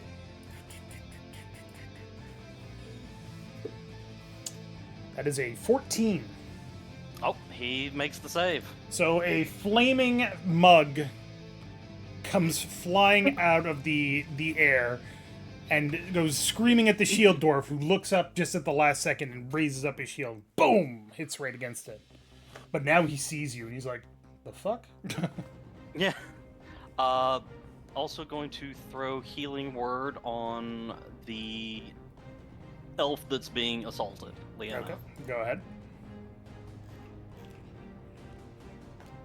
All right. Mhm. She takes a moment, catches her breath, looks at you, and kind of nods. All right, Saoirse, you're up. It's been 34 years since the start of this combat. I'm an old woman now. Roll Just, better next time. you just keep hoping for those stealth attacks because you know that you're not going to get the springboard to fight. Shit. Well, at least I'm in stealth, so I could throw a dagger. For backstab damage, too. Chuck dagger. Orc Thug and Hired Thug are about to have a really fucking bad day. Yeah, that's 30 feet, and that one's like 35-ish. Hell, you're still stealth. You could move up stealth. Mm-hmm. Yeah. Unless you just want to use that action for more dagger. I do have to move up because the range is 20. I will move up, like I'll sneaky sneak. Mm-hmm. Sneaky sneak. There's no sticking to grids here, I see. No, there is. There's a grid. But no sticking to it. Like, Oh, if yeah, you, no, it's not snapping. You can, if you use arrow keys, it'll snap. Dragging will not snap it. Oh, If you started in a grid. there you go. Yeah. I'll move up, and who looks the most injured of the thugs? The bandit captain. don't I think was the gonna say thugs have me, been hit but- yet, so... You. I mean, I could take you out if you want me to. One day today. karma will, I get it, Maybe fellow someday. millennial. We crave the sweet release of death. Another day, Jesus. perhaps. Next time, maybe. I'll move up and throw a dagger at the one flanking Pietro. The orc thug? Okay. Yeah. Second I don't know what species they are. I don't see species. You The just see large slime. green dude? Do you also not see skin I color? just see RC thug.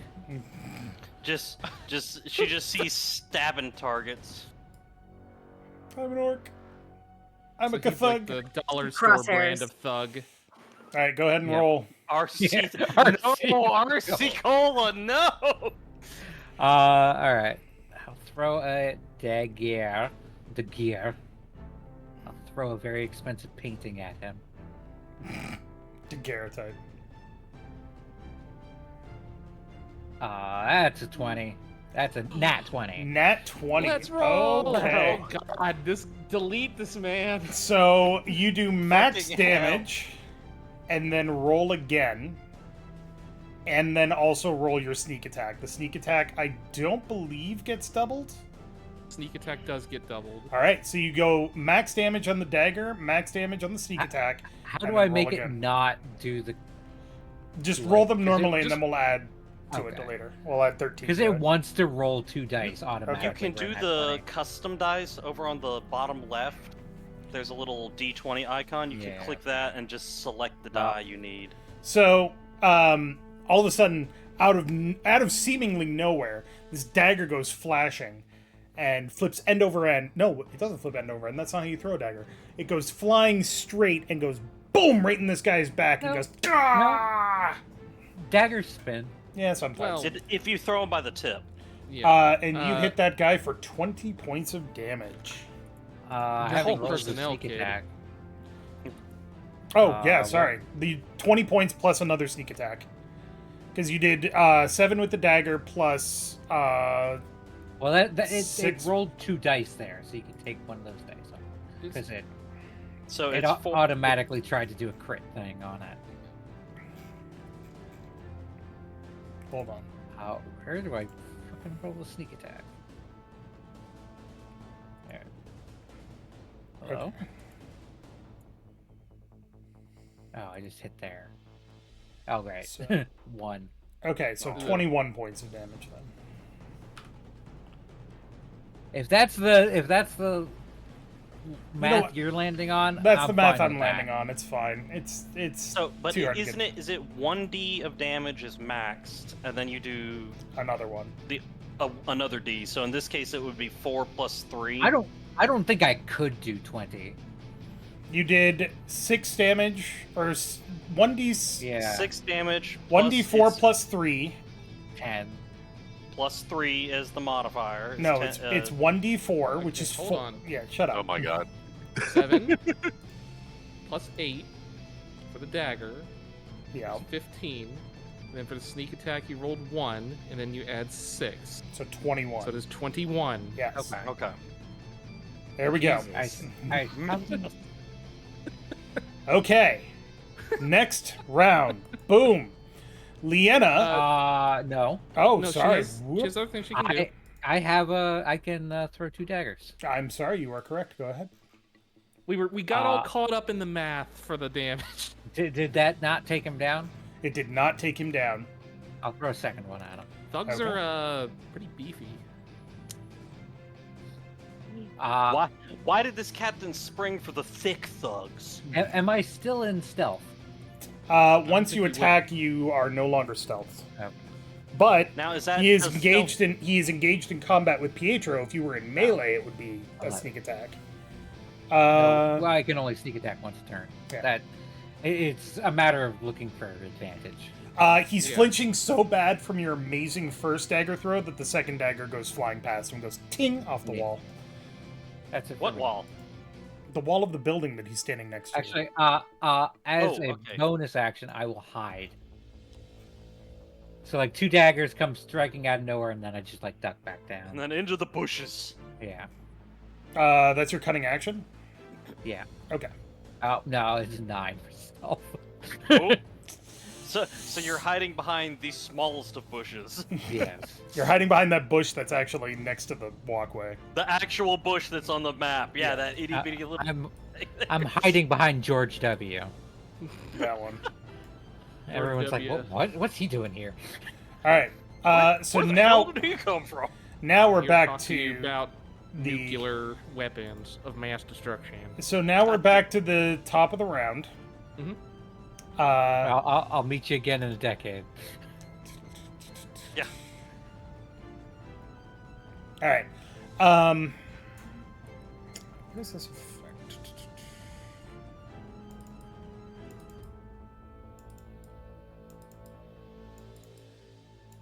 Okay, I'm sorry. I'm just thinking Yes. here. This is why I don't normally play spellcasters. Leanna is going to take a look at the shield dwarf. She feels invigorated by the fact that she just got a nice little boost of healing, and she's going to take reach into her belt, take out a pinch of sand, and chuck it out. And she, at the same time that she throws it out, she goes, "Dorminus,"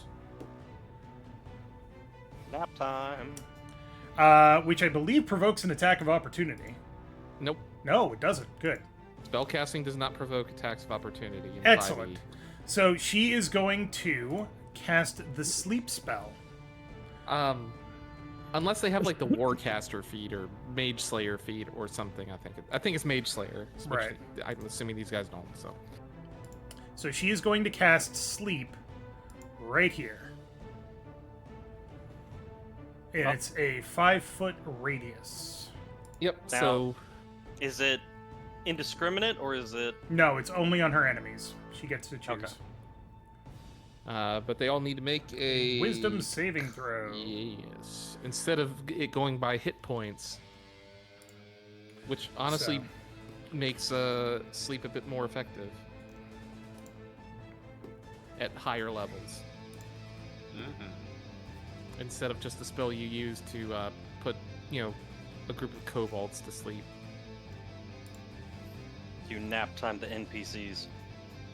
Oh! Ooh, that is actually very, very decisive. She fucking nap timed all of their asses, didn't she? So we are going to go ahead and say that. Boom. Boom. And. Boom. Oh, no. These three have all fallen asleep. So she says, Dorminus! And then all of a sudden, the bandit captain just kind of like struggles to stay awake and he just. Along with Thug A and Thug B. But Thug C is just kind of looking around like, what the hell? Boy, you know what the unfortunate part of that is? What's that? If you're unconscious, It's all an- attack rolls that hit you are crits. Yep. That's Yep. why I All said it's melee going to be attacks that hit you. very decisive. Coup de Oh, Gracie. no. Hoop de grace. And then ugh. she is going to. That was her action.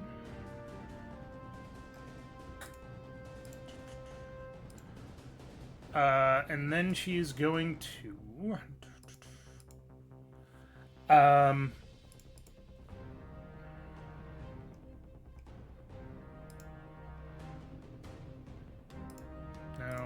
No. She really doesn't have anything else she can do, so she is going to grip her staff and keep an eye on Shieldorf. So her turn is over. Huzzah. All right, Orc Thug is up, and he looks around and he sees that his boss is now asleep, and two of his dudes are now asleep. He also got stabbed in the back by a fucking dagger that really hurts and is still there. And then he's gonna attack Pietro. He's just gonna keep swinging. So he doesn't even bother to see Saoirse hiding in a very tiny He's bush. got a target in front of him. Fair. Target-rich environment. All right. It's fine. It's fine. I deserve this. You did walk right up into his face. Does an 8 hit you? It does not. Okay. So he swings his great axe and manages to miss you because he's distracted by all the things that are happening right now. And it just goes bang right on the cobblestone next to you. Urizura! Urizura is not the kind of person who would attack a sleeping person, so she's gonna turn to this hired thug above her. And that's definitely gonna hit with a 23. Yep. That is gonna be 5 damage. Okay, on hired thug. And then she will turn to Thug C. And boy, this is a repeat of last time. A 9 to hit. 9 does not hit. Then I will take a bonus action, and I'm going to use Second Wind All right. and regain a little bit of hit points. Much needed. How many hit My points do you get back? 6. It's substantial at this level. All right. So, Urizura gets ready to swing her axe at the captain, stops when she sees that he falls asleep, spins it around over her head and catches the thug, or hired thug, and then tries to follow through and hit the other thug without hitting any of the rest, but it's too much confusion. She misses the second shot. All right. Yep. And next That's up is Leorah. Well, Leorah is going to actually. Let's see. 30 feet? I'm gonna hide behind this hosta. I mean, you're small enough. You might be able to, but I doubt Yeah. it. Okay. Now, I mean, her hair is pink, so I mean, like, could be a flower. Maybe I'll hide in that garden next. there you go.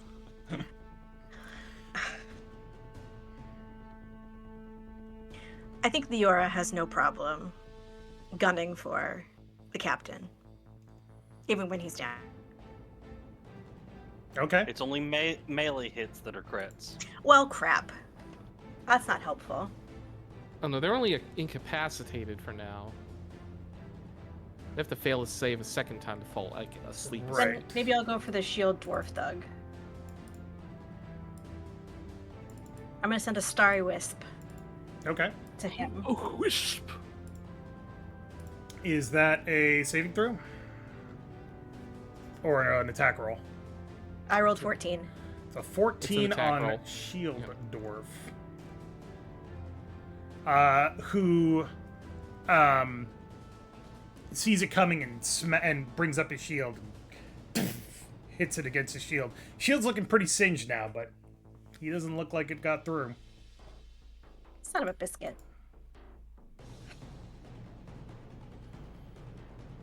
Well, Anything else? I don't you'd want to like get any closer. I don't want to get any closer. Okay. So Anyone is it- desperate for a heal? Pietro. I could always use another heal, but I mean, I'm also okay. I can take another hit from this orc guy, probably. Rolls a 20. I think Pietro and Urizura. I think because Pietro, or not Pietro, Urizura used her second win, but I think she's still. Oh, I'm still like, Yeah. low. Like you're at 2/3, I think, something like that. Uh, A little below 2/3.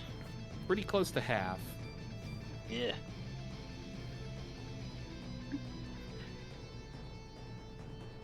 I can only do 2 more spells, guys.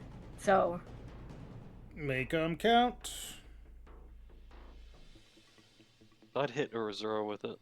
yeah, I'm gonna go for another healing word Word. in Urizura's direction. What's the word? Bird, bird, bird. Bird is the Couldn't word. Seven be is the bird. word. 7 more 7 hit is the points. Ooh, mow, mow, pop, pop. All right, I'm pretty good now. All right. Is that your turn? That's my turn. All right. So Shield Dwarf is going to, he's gonna block your Starry Wisp, and he's going to realize that there's suddenly a bigger threat. And he is going to go here, which provokes an attack of opportunity. Not that he expects anything, but he should have. No, it's still a miss. I mean, I can't like Leanna, Oh, go not ahead. me. Never mind. Never mind. Do you have a reaction? I don't know. Do I? No, you just, never mind. So Leanna is going to swing her quarterstaff at him as he turns away, but he dodges it contemptuously. And then he is going to head. Come on, wrong screen.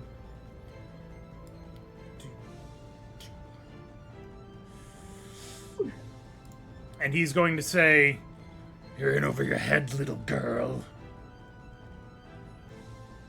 Run away, little girl. Run away. And he is going to attack you with his warhammer for a 7. Well, my AC is 13. Yeah. So he brings his hammer down, but you see it coming because you saw him walk up to you and you dodge out of the dodge to Kinda the side. Step to the side nonchalantly. I think she tucked and roll. And then it's Bandit Captain's turn. He can't do anything except move, and he's He has not to going make to the move. Saving throw. Yeah, at the end of his turn, he's not going to move. He's going to be sitting there. 5 more minutes, Mom. And then, miraculously, he passes out. Yeah. And miraculously, he falls asleep. He falls over. Hired Thug is going to immediately try to kill Urizura. Because he just got hit in the head. Bring it on! And he is going to bring his sword and try to strike you. With a... That's going to be a 25. Yeah, that'll hit. Pretty sure. Oh, for 10 points of damage. Ow, I just healed those. He brings his sword down. As you're distracted trying to hit Thug C, he brings his sword down. Bam! Gets you right in the back. Drawing blood. And you scream as you feel the blade cutting flesh. And now it's Pietro's turn. All right. So I'm gonna snap my fingers with a bonus action to cast Hex on the orc, Okay. and then as my standard action, I am going to Sorceress Burst him in the face Okay, go with for it. Let's just go with acid. Yeah, let's just go with acid damage. Fair. Face. 19. A 19? Oof. Nice. Yeah. That's gonna hit. Roll some damage. So that is 4 plus my charisma now because I got the thingy. I The think. hex. Yeah. Well, no. The hex is also going to do damage. Right. 4 plus, so 7 acid damage, and then 3 necrotic damage. You literally cast Face Melter on him. Yeah. On a hit, it takes 1d8 damage. Plus, where does it say you get your charisma bonus? That's from my warlock thingy. We leveled up, right? To 2. To level 2, yes. Yeah. So I got agonizing blast. Yes, you For do. my sorcerer's burst. So Yep. yeah. It Charisma. technically is for Eldritch Blast, but hey, you know what? We're making Used it to work. be. So that was how I much changed damage? it. 7 plus 3 more? 3. Yeah. So 10 total? 7 acid. 4 7 plus 3, and then 3 3 necrotic. necrotic. yeah. So 7 plus. Yeah. this orc thug suddenly feels like he feels some kind of weird unholy presence around him, and he's like, and then suddenly, boom, right in the face, a big burst of acid, and he just His goes, face- "Ah!" His face literally melts. You, you literally cast Face Melter on him. Thug A is going to. Sorry, Pietro, was your turn done? Yeah, I'm not gonna move. Okay.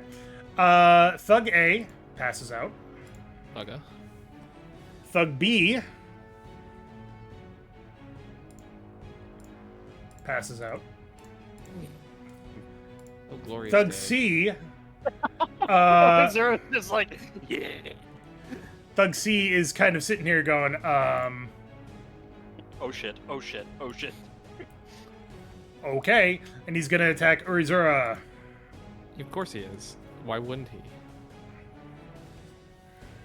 It's him right there.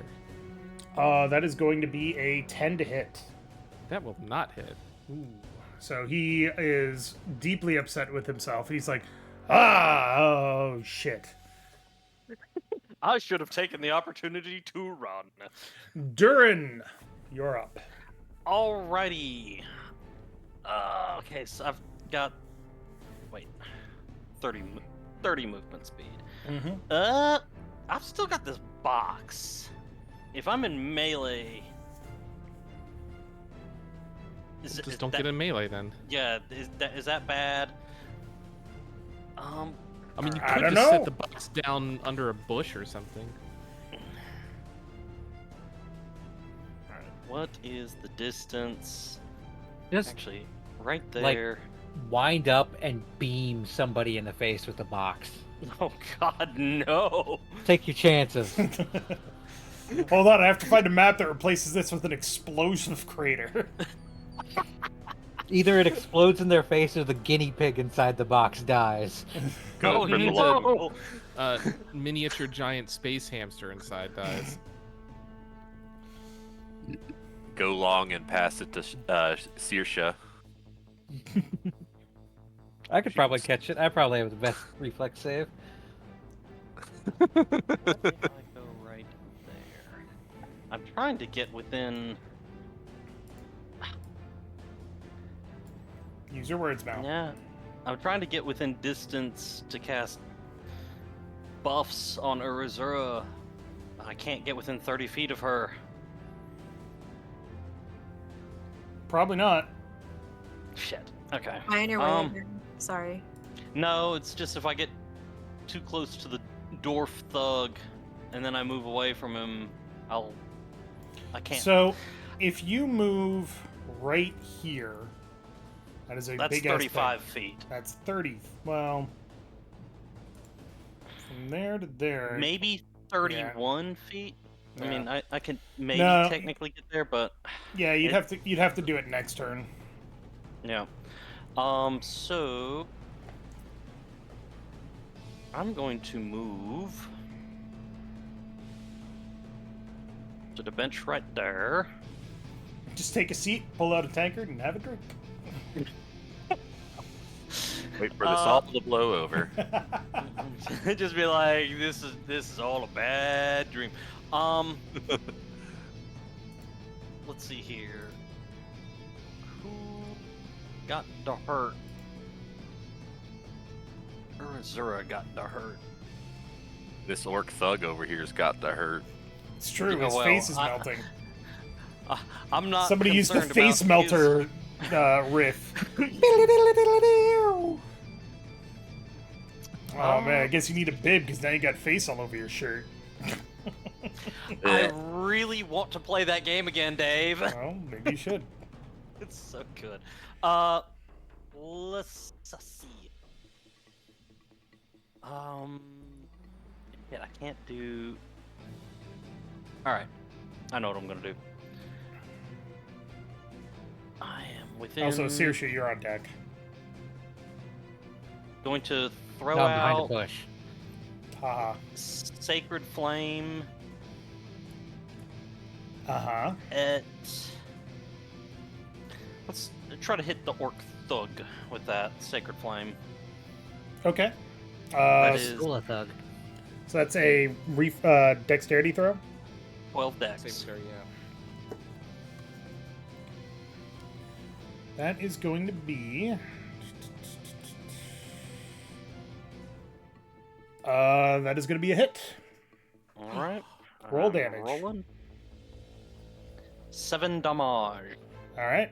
So this guy is screaming about the acid in his face, and suddenly a flaming golden tankard comes out and smashes into his face. And he's like, "Again, why?"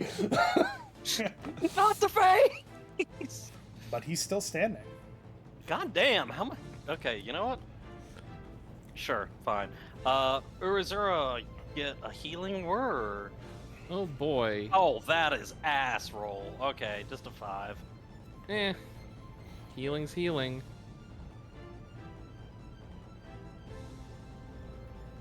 All right. Saoirse, you're up. Get him. All right. Orc Thug not looking too good. Orc Thug is definitely not looking too good. His He's- face is gone. I liquidated his face just like I liquidated that monster down in the underground. How about Hired Thug? Hired Thug looks mostly uninjured. Oh, they have like He got a little winged, but that was about red, it. yellow, and green for like damage. I think the Is that what yellow that is? was because he Red- got hit with the hex. Yeah, red Oh. is... Hex is only for you, right, Pietro? Yeah. Yes. Okay. Okay. So red is asleep, yellow is hexed. Oh yeah, I wasn't sure. Okay. I'll just wang the Orc Thug in the face then.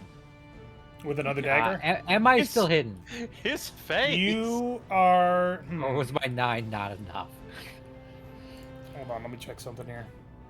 Your 9 was not enough. Sorry. Okay.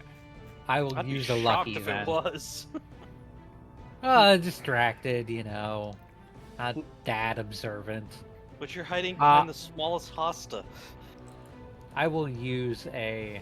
Hiding behind that Uh, ficus. I will use a lucky. How do I roll with advantage in this now? Just roll twice. Yeah. Don't worry about this. When you have it connected to like the roll 20, you could like hold shift or something. Yeah. It doesn't seem to want to do Yeah. it by default.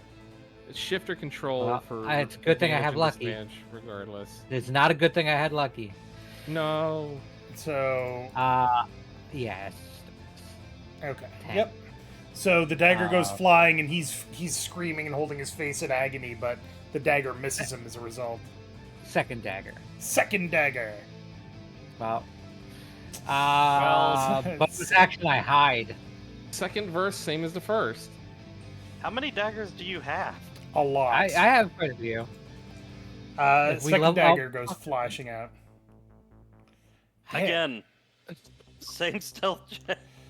When did Will Wheaton join the team? Yeah, I don't you're know if literally- you have been following my dice rolls in this campaign. You're rolling the exact same number that you did previously. Yeah. All right. Next up is Leorah. She is going to.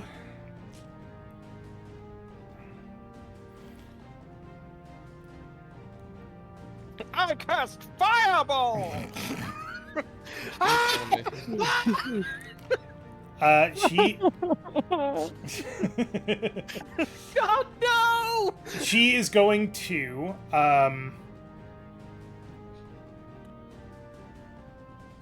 Reach into her Is belt. it hot in here, or is it just me? She's going to reach into her belt, pull out another pinch of sand, throw it out, and go Dorminus. And let's see what happens here.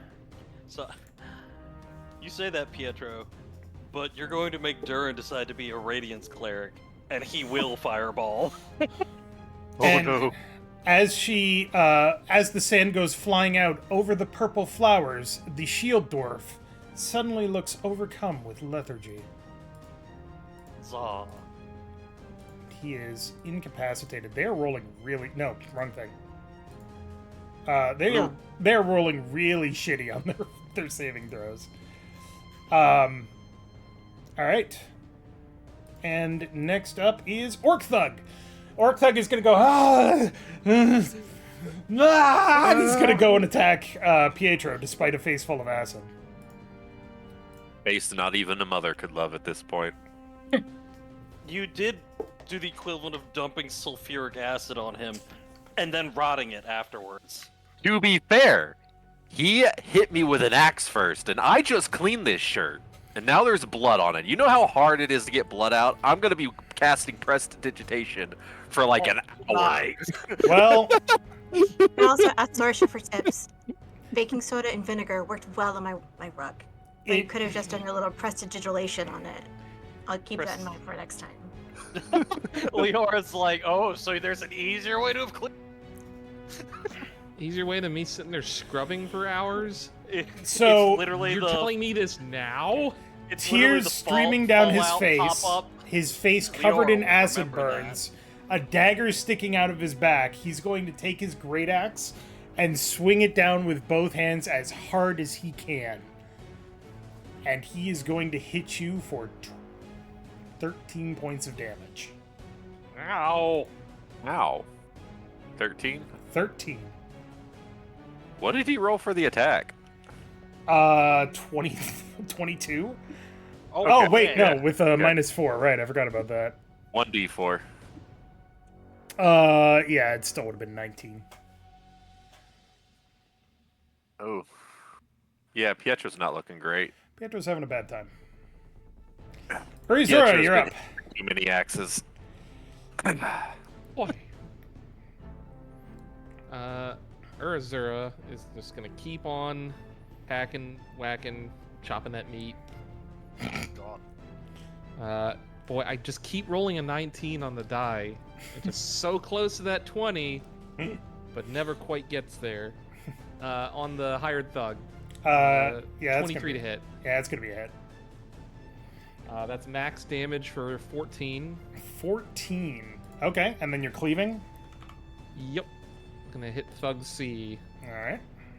That's another 19 on the die, so 23 to hit. Yep. That's 1 damage. The Yay. dichotomy of Urizura. So Urizura continues spinning around in a circle, swinging her axe over her head, catches the hired thug, cleaves into him with a lot of blood coming out, spins around, and gets the thug C with just a little bit of a nick on the surrounding. And She just- needs Go ahead. to, instead of spinning the axe in her hand, it's like rotating in her grip is the problem there. She needs to like hold on to it a little more Yeah, I think I'll be good without using a healing surge or whatever it is, so Okay. that'll be it for me. All right, Leorah, you are up. It's disconcerting that these guys are... None of them have died yet. Mhm. So No, I'm like, Shield Dwarf Thug is Yep. lying in front of me. He is not yet. lying in front of you. He is He is looking very drowsy. incapacitated. He cannot take any actions. But So I you can. You can disengage, and I don't think he can attack of opportunity you. Correct. That is correct. But if I hit him, is this when the attacks are crits? No, when they're red, it's crits. I don't. If you hit someone who's in the middle of, is not yet asleep, does that wake them up? Incapacitated doesn't. Incapacitated means they can't act or react. It does not mean that you have advantage on hitting them. Well, so if you hit them while they're, if they take any damage while they're under the effect of the sleep spell, then they can shake it off. So if you hit him now, he wakes up fully. Yes. But then I'm not going to do that. I'm going to run away. Yeah. I'm going to hide in the flowers. And literally vanish because you The hair is the same color. you match them perfectly. Camouflage.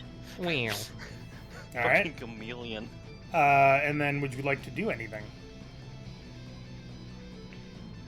I have one last spell. If anyone is desperate for a heal before Durin. I'm gonna be running up to Pietro to poke him with a cure wounds here in a second. Okay, then I'll just stay here for now. I'll disengage and hide. You can still use a bonus action. Oh, that's right. Who wants a bardic inspiration? Or you can use Starry Wisp. Either one. Oh, who do I Either hit though? Incapacitated cohesion does not mean defenseless. Sleeping is defenseless. Unconscious means Unconscious, yes. defenseless. Yeah. Think of incapacitated as that point where you're just about to fall asleep, but if something catches your attention, you'll still react to it. I mean, it's kind of, isn't it the equivalent of stunned? Like Yeah, they essentially. cannot take it. They cannot take any actions, but since they're under the effect of the sleep spell, you don't want to poke them until they have a chance to fully fall asleep or not. Something like that, yes. I mean, I can probably hit Thug C with a The Firefly of Doom. Firefly of Doom, Starry Wisp. Let's do that. Okay. So that is a reaction. Nope, that is a to hit. Nope. All I right. rolled 15. 15 is definitely going to hit. Roll your damage. Fucking Firefly comes out of the left field. It's 8 damage. Eight. Dang. So all of a sudden, it looks like a butterfly comes up out of this group of flowers, and then goes streaking at Thug C, and he's like, "What the? Ah!" It explodes. No one suspects the butterfly. Fucking kamikaze butterfly. You're welcome. Okay, Shield Dwarf Thug. He's gonna look around. And be like, you get back here. You can't run from me. Wow, I am rolling terribly today. Oh, that's such a problem. Not as bad as me. Nap time. He falls asleep. Bandit Captain falls asleep. Hired Thug is now up. And he is going to attack Urizura, because of course he is. So how long does sleep last until it's 1 interrupted? minute. Ooh, that's Or like what? until Leanna loses concentration on it. Concentration up to 1 minute, yep. Yep. Also, technically, I kind of fucked up, because her casting it a second time should have interrupted the concentration on the first time. But I'm Yes, new to should spell have. casting, but give me a break. She's just adding on to the effect. Hired Thug is going to swing meta magic, for Dave. 22 to hit. Okay. And that is going to be 13 points of damage to Urizura.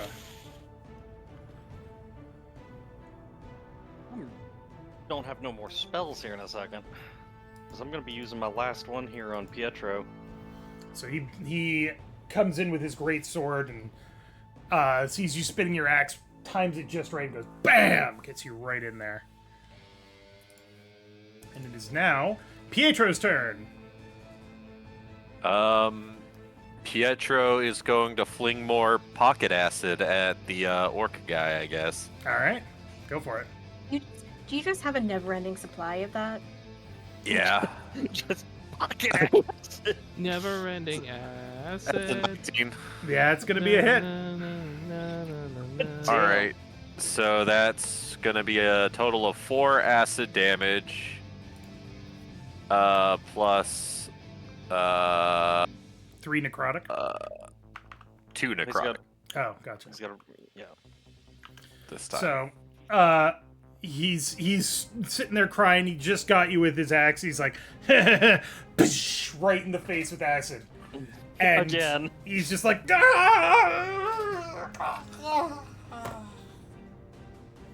collapses to the ground. Yay! That's for getting blood on my shirt. And as a bonus action, I am going to have my hex jump to. Let's go with hired thug. Okay. So. Boop. Alright. Also, I can take him out of the initiative order. There we go. Alright. Thug A remains asleep. Thug B remains asleep. Thug C is going to attack Urizura.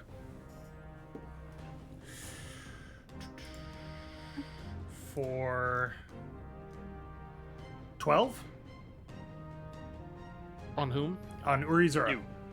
No. All right. He comes in with his sword and he swings, but he misses again. He's still kind of blinded by the fucking monarch butterfly of doom that just smashed him in the face. Durin, you're up with Saoirse on deck. Durin's going to haul ass right up to Pietro and be like, "You're not looking so good there, laddie," and then proceed to hit him with a cure wounds. Slap him on the Yay. shoulder, but not too hard. Slap him on the shoulder. Oh! 16. 16 heal. Jesus. Oh, okay. That's a hell of a Nice. heal. It's like I'm a cleric or something. 6 plus 8. Wow, that is Plus almost 2. max heal. Jesus. Yeah. Almost back to full. Good job. All right, so I am out of spell slots. All right. What else are you doing? Oh, may the brew bless you, good dwarf. I needed that. I cannot take any other bonus actions, and I've moved. So I think that'll be it for now. Okay. Saoirse, you're up. All right, Yeah. let's throw some more daggers. Since Pietro doesn't have Eldritch Blast, this would be our game's Eldritch Blast. Saoirse's like, I throw dagger. Well, once I level up, it's kind of more accurate. Yeah. I throw all the daggers. So, just as an aside, if you were to move up and attack him in melee, that would be a backstab because he's engaged. And you're flanking. I think you Yes, I get that anyway. Yeah. To get to that anyway. Oh, never mind then. Yep. All right. I mean, it's the advantage thing that, yeah, if I move up, I'd get advantage. Oh, that's right. Okay. But as long as there's somebody within melee range. Yeah. Again, I'm still relatively new to 5e. I don't know all the rules. Whatever. Yep. Continue. They changed a Ah, bunch of the the- standard stuff that we knew forever and a day. I suppose I can fucking disengage as a bonus action, so sure. I will move up to flank. There you go. And that means now Urizura gets advantage as well. No, correct? I'm going to disengage. Yeah. Oh, okay. Fair Saoirse enough. doesn't want to stay there.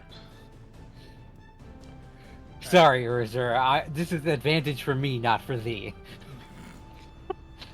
Move up. Shrug. I will attack with the dagger.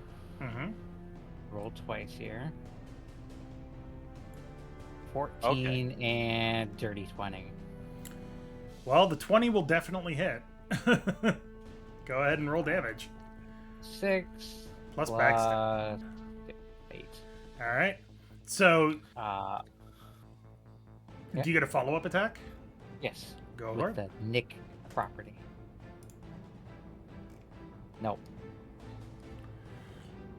Just an 8 on that one. Oh wait, it's advantage still. Yep. Yep. 14? 14 will hit. All right, this is just a 1d4. Correct. No, So wait, actually, wait. I was about to say, the first 14, you said did not hit.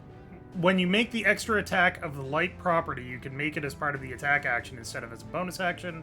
This Yeah. extra attack can only be made once per turn. Does well, there. Yeah, that's right. Never mind. Continue. 4 damage. 4 more damage. Not say you don't add your. I would say that since multiple attacks, when you have a multi-attack feature with like It the usually attack says that action, you don't add your ability modifier, right? well, no, it does. So like Does? if like a fighter, when they have like multi-attack, they do add the damage on their additional attacks. On Proficiency with the could've dagger sworn- allows you to add your proficiency bonus to the attack roll for any attack you make with it. we're talking about the damage. Oh yeah. Yeah, I could have sworn it said you don't add your like ability modifier on the second attack. Well, so Maybe that's I am just normally conflating it yes, with a different one. but Like I because think you're, Flurry of Blows does that or something. I don't know. I don't know. I'm just saying that Um, when you get, but go ahead. It's fine. I guess it doesn't say that, so that would be 7 damage. Okay. So how much damage did you do total? 7 plus 8? Pull up the 15? log. Yeah, 8 plus 7. Yeah, 15. Yeah, 15. Okay. So, this guy is concentrating so goddamn hard on kicking Urizura's ass that all of a sudden he just goes, ah! And you see Saoirse just kind of like daggers in his back. Look of intense concentration on her face. Is he dead He is not dead. or down? Not dead. Good Uh, lord. I would like to disengage as a bonus action. Alright. Back up. Alright. Leorah is up. She's going to sit there and she's going to look around and she's going to be like, wipe her face off. She's going to hold her staff and she's going to be like, okay. Don't know who you guys are. Really glad you're here. That's all she's going to do. Mr. Cat. Urizura is being distracted by Mr. Cat, but it is your turn. Yeah, that's fine. I'm going to keep doing the thing I'm doing. 18 on hired thug. Absolutely. Go for it. Roll damage. That'll be 11 damage. Okay. And then 16 on thug C Yep. for another 11 damage. Damn. So you keep spinning around despite the fact that you just took a hit from a sword. No, you almost took a hit from a sword. Never mind, doesn't matter. You spin around and then get the other guy coming around, and you're just like, haha! You look like a whirling dervish at this point. The very definition of a whirling dervish, except instead of 2 scimitars, you got a giant fucking axe covered in blood. But they're still coming. Leorah, you're up. A lot of hit points. That moment when Urizura turns into a Beyblade. That'll be it for me. Okay. Leorah, you're up. Okay.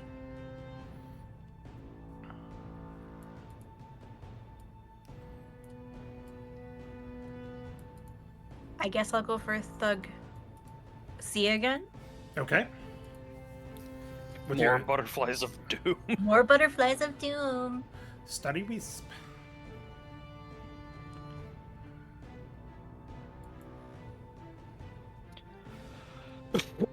$15. That'll hit.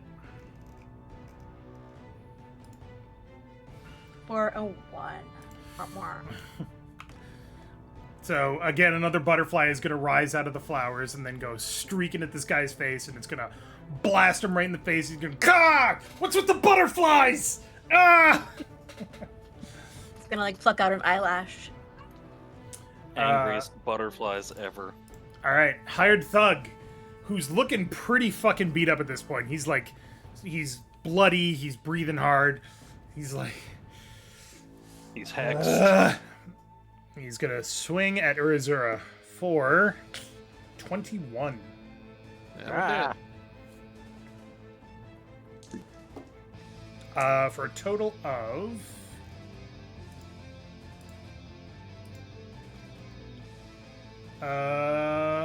9 damage. Kind of low.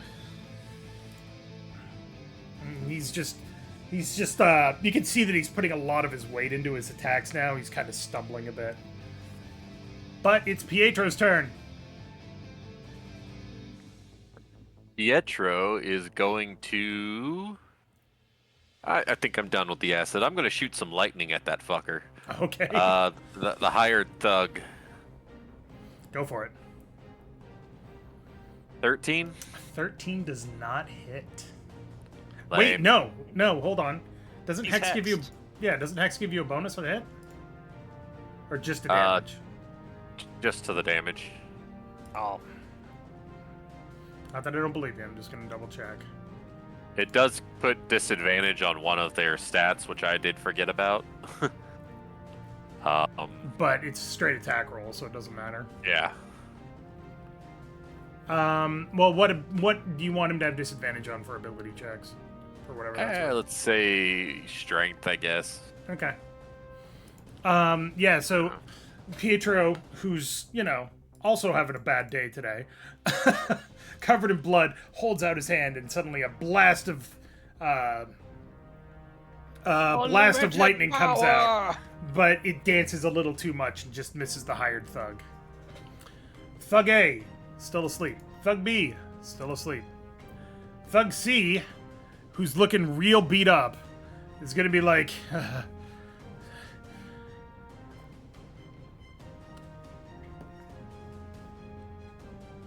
Nope, he's gonna keep attacking you. So, he really shouldn't have. He goes in to swing with his sword, and he trips and moves forward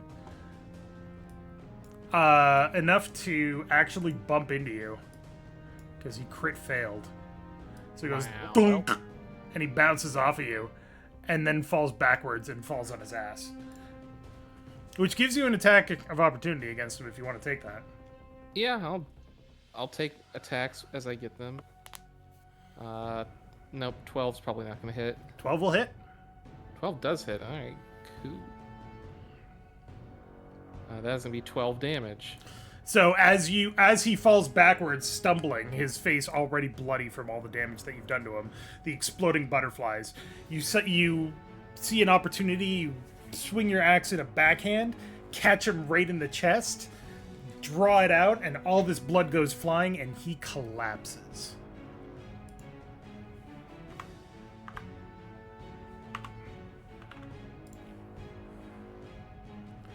And he is out.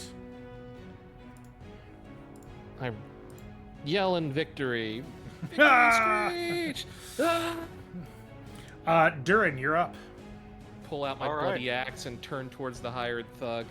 gonna shoot a sacred flame at the hired thug. Go for it. That's on you. Oh, right. Dex. Yes. Ooh, that is going to be a hit. All right. For 4 damage. And so the flaming tankard once more shows up and suddenly blam right across the face. Catches him and he staggers. He's bloody. He's hurt. He's still standing. Anything else you're doing today? No, not at the moment. No, I think we're good. Okay. Saoirse, you're up.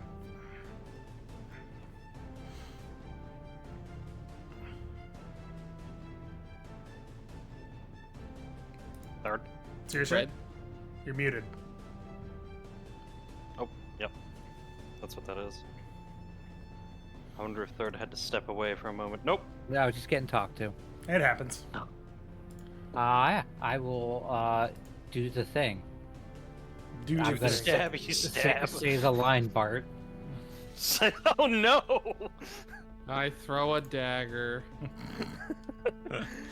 Everyone starts laughing and clapping. Yeah. He said the line. Move up. Stab. Go for it. I was running out of daggers anyway. There is a really? finite supply of daggers. It's true. 21. Yeah, 16. Okay. All right. That's going to be a Both hit. Stabby stab. 6 plus again 8. Ooh. Follow it up with my Nick.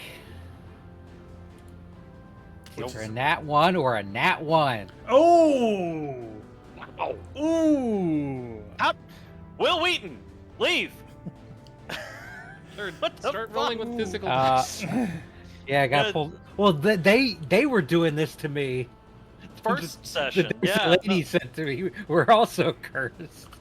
Oh. So Fucking you run up behind the guy and you pull out your daggers. You're holding 2 of them, right? Yeah. Yeah. And you go and you stab him right in the back, but one of them catches on his armor and it gets wrenched out of your hand, so you only have 1 dagger in hand. But that dagger hits true, forces him to his knees, and then he stands back up. How much HP does this asshole have? And he's sitting there and this all day. he's wavering like, or Why sorry, didn't you you can see this look in his eyes like he's dead set on Just get- finishing this. Just give up, lad. I I didn't will- hear no bell. I'm gonna stay put this time and let Urizura finish him off with advantage. All right. If Well- Lena doesn't do it first. Leanna is going to sit there and like her face is sweating and she's just gripping her quarterstaff really hard. So She's her doing the concentration. Yep. And Urizura, you're up. All right. Well, Smash. since I don't need to cleave, I'm gonna pull out my greatsword. Yeah.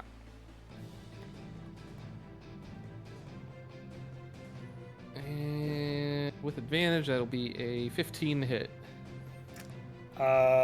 15 will hit. 2d6, so there's a 5 and a 2. Also add 7, 1d10. so 9, 1d10 Yes, to what? The damage or the attack roll? to your damage. Okay. Sorry, what did I roll again? A 5 and a 2, I think. I think it's 10. Yeah, so right? 7, so 9, and then a d10. No, that's another 9. Okay. So So 16 damage. so this guy forces himself back to his feet. Saoirse's like, "Oh, come on, give up, lad." And then he readies his sword, and then you just come in and hit him right in the chest, right in the shoulder with your greatsword. To your surprise, it suddenly bursts into flames, and an explosion comes out of the sword as you cut him down. And it's just like, boom! You're like, whoa. Magic sword. They make them really good at that place. The Candle Keepers. Maybe that's why they're called the Candle Keepers, because it's like they make Maybe fire. Sword's just a big candle. But you force him to the ground. His chest is like smoking and smoldering, and he stays down. Fucking finally. And now everyone else is asleep in battle, correct? Correct. So Now For Um, another that- few, that would another just- like 30 seconds, so Yeah. it's probably Tie time them to all run. up. So Leanna looks around at you and goes, time up, quick, before they wake up, Can only hold this for so long." Yeah, but All I right. never got my rope back. Tie them up and slit their throats. So- Jesus. No, I'll tie him up. I have rope. Yeah. All Everyone's got right. rope. Make as a party. Dexterity check. No. Sorry, that would be make a survival check as a party. Use rope. Use rope check. Yeah, I don't See have if you can use a survival. rope. I have So- dexterity. I have 16. So 16, I just rolled 18, a good. 12, 9. But I have a +0, so And what did you roll, Saoirse? 12. 12. All right. So the DC was 12, and most of you got that, so you succeed. Hooray! You quickly run around and start tying them up before they can wake up. You make sure to make things extra tight. And as you finish up, Leanna goes, "Ha!" And suddenly the spell dissipates and they all wake up. But they're tied up. You know, they can't really do anything. They're like, "Ah! What? Ugh! Ah! Let me out!" Now, not to rain on anyone's parade, you mind filling us in on what we got ourselves involved in? Well, The fucking music suddenly cuts out. yeah, no, it was supposed to go to something else. Jeez. There we go. Leanna looks at you and looks around at the bodies and the people that are squirming and struggling against their bonds, and she goes, "Okay, more than happy to do that, but maybe not here. Maybe we should go." Go exactly where, by chance? Anywhere but here. I'm assuming you're the couriers, correct? Durin's going to pull out the box. I'm assuming this is what you're looking for? Was it damaged? Nay. Not in our care. May I have it? Mr. Cat. Are you, what's their name? Diastros. Diastros, yes. Diastros, I him say remind it. you as I'm sitting there wrapping bandages on my arm. Yeah. Let the person say it rather than, are you this person? And they just go, yes. Well, he already said it out loud. He goes, "I'm the person you're supposed to deliver it to, yes. My name is Leanna."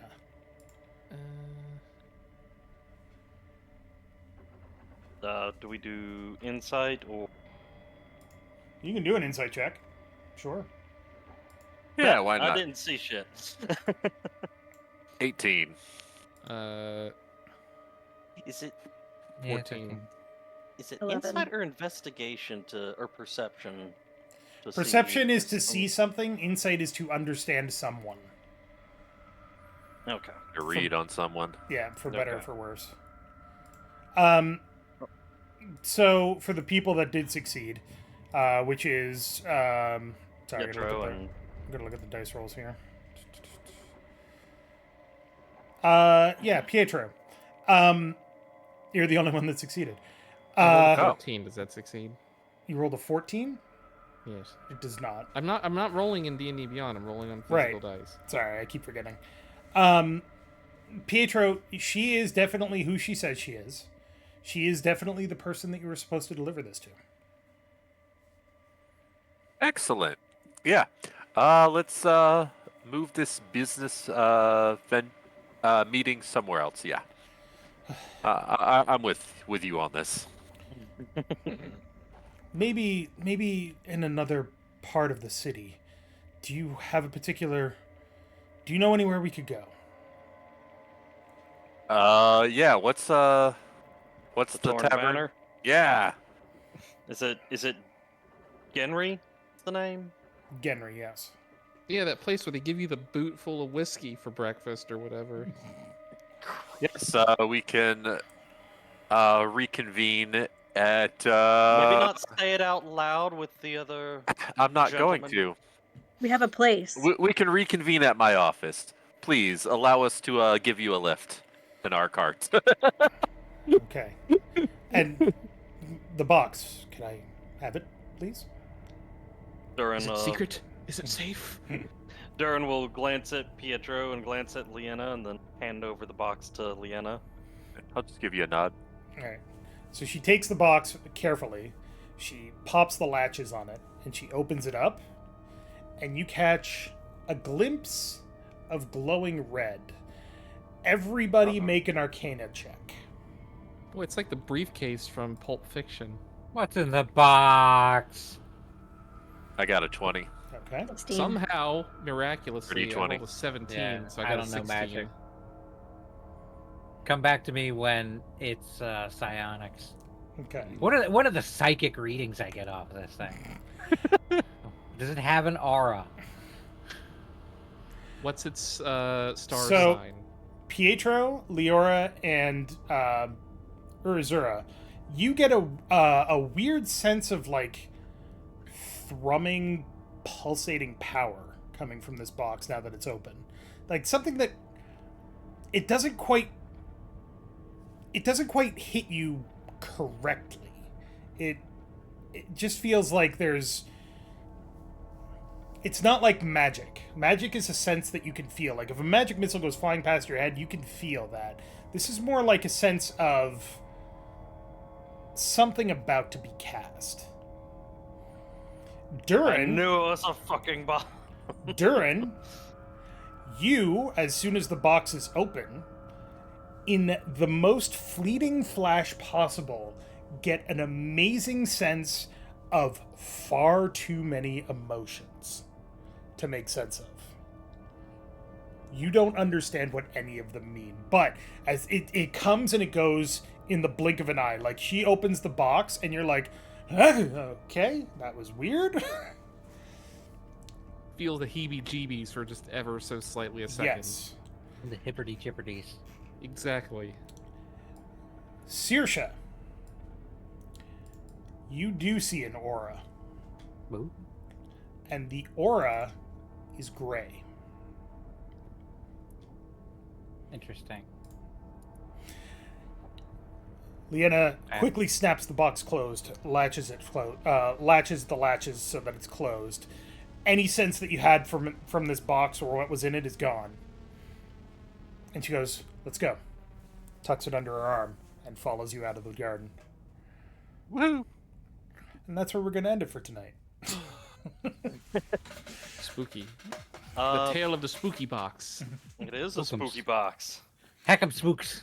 So, just for an idea of how inexperienced I am when it comes to D&D, I kind of made that encounter up on the fly, more or less. Yep. If she had not cast Sleep and managed to hit so many people, you would have been fucked up, because Yep. Yeah. 4 of those characters were CR2. Oh Yeah, you need to- God. Yeah. So you need Yeah. to take a look at the No, I know. like the encounter balance thing. Yeah, I know. So- But all of Yeah. those rolls were legitimate. You fucked up that party. That was No. that was a little closer than I would have liked. I blew through Level every up. I blew through every spell I had, and I know for a fact that Pietro nearly died and Urizura nearly died. Mhm. I didn't get hit at all. Pietro was like was- down to like 5 health at like one, and I was like, oh shit. 8.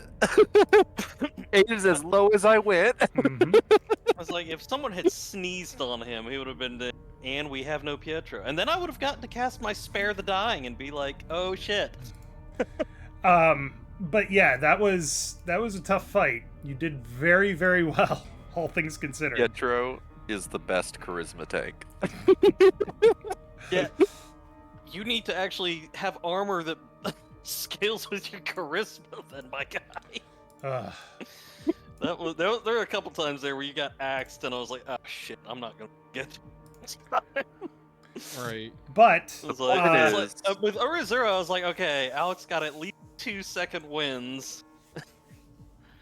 The point is, I kept most of them off of Leanna. Only one went around me. but yeah, you did Yep. very, very well. Like honestly, I like halfway through the encounter, I was like, oh shit. They're all gonna die. But you can also understand why I didn't want to do this last time.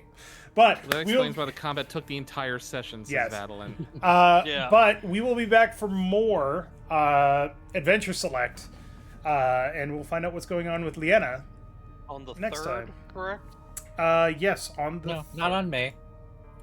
God on damn May it. 3rd. Got him. Heck, May you got him. May me what? But thank you Do we everybody for get, watching. Hope you enjoyed. Everything is going to stay as it is for now because you have just left that area. So Yeah, I was about to say, we have not even hit the cart to go travel back for our long rests or anything. yeah. But thanks everybody for watching. I will be back on Monday playing Shadows of Doubt. And then next Friday playing something, and then next Friday will be Final Fantasy XIV. Next Saturday, possibly Suikoden Saturday. But thanks everybody so much for watching. Thank you all for playing. Again, this was kind of lopsided. I didn't want to have everything be one thing combat, one thing RP, but it's just kind of the way it worked. But hopefully we'll find a better balance next time. And have a great night. If Leanna didn't immediately explode that guy's face, it could have been RP. Well, somebody forced her hand. Jesus. Pietro just showed up and said, "Gentlemen, can we talk?" That's Yeah, not what he said. disarmed that. No. That is not what he said. Said, "Is anyone here for the Diestros?" Have a good night, everybody. Anyway.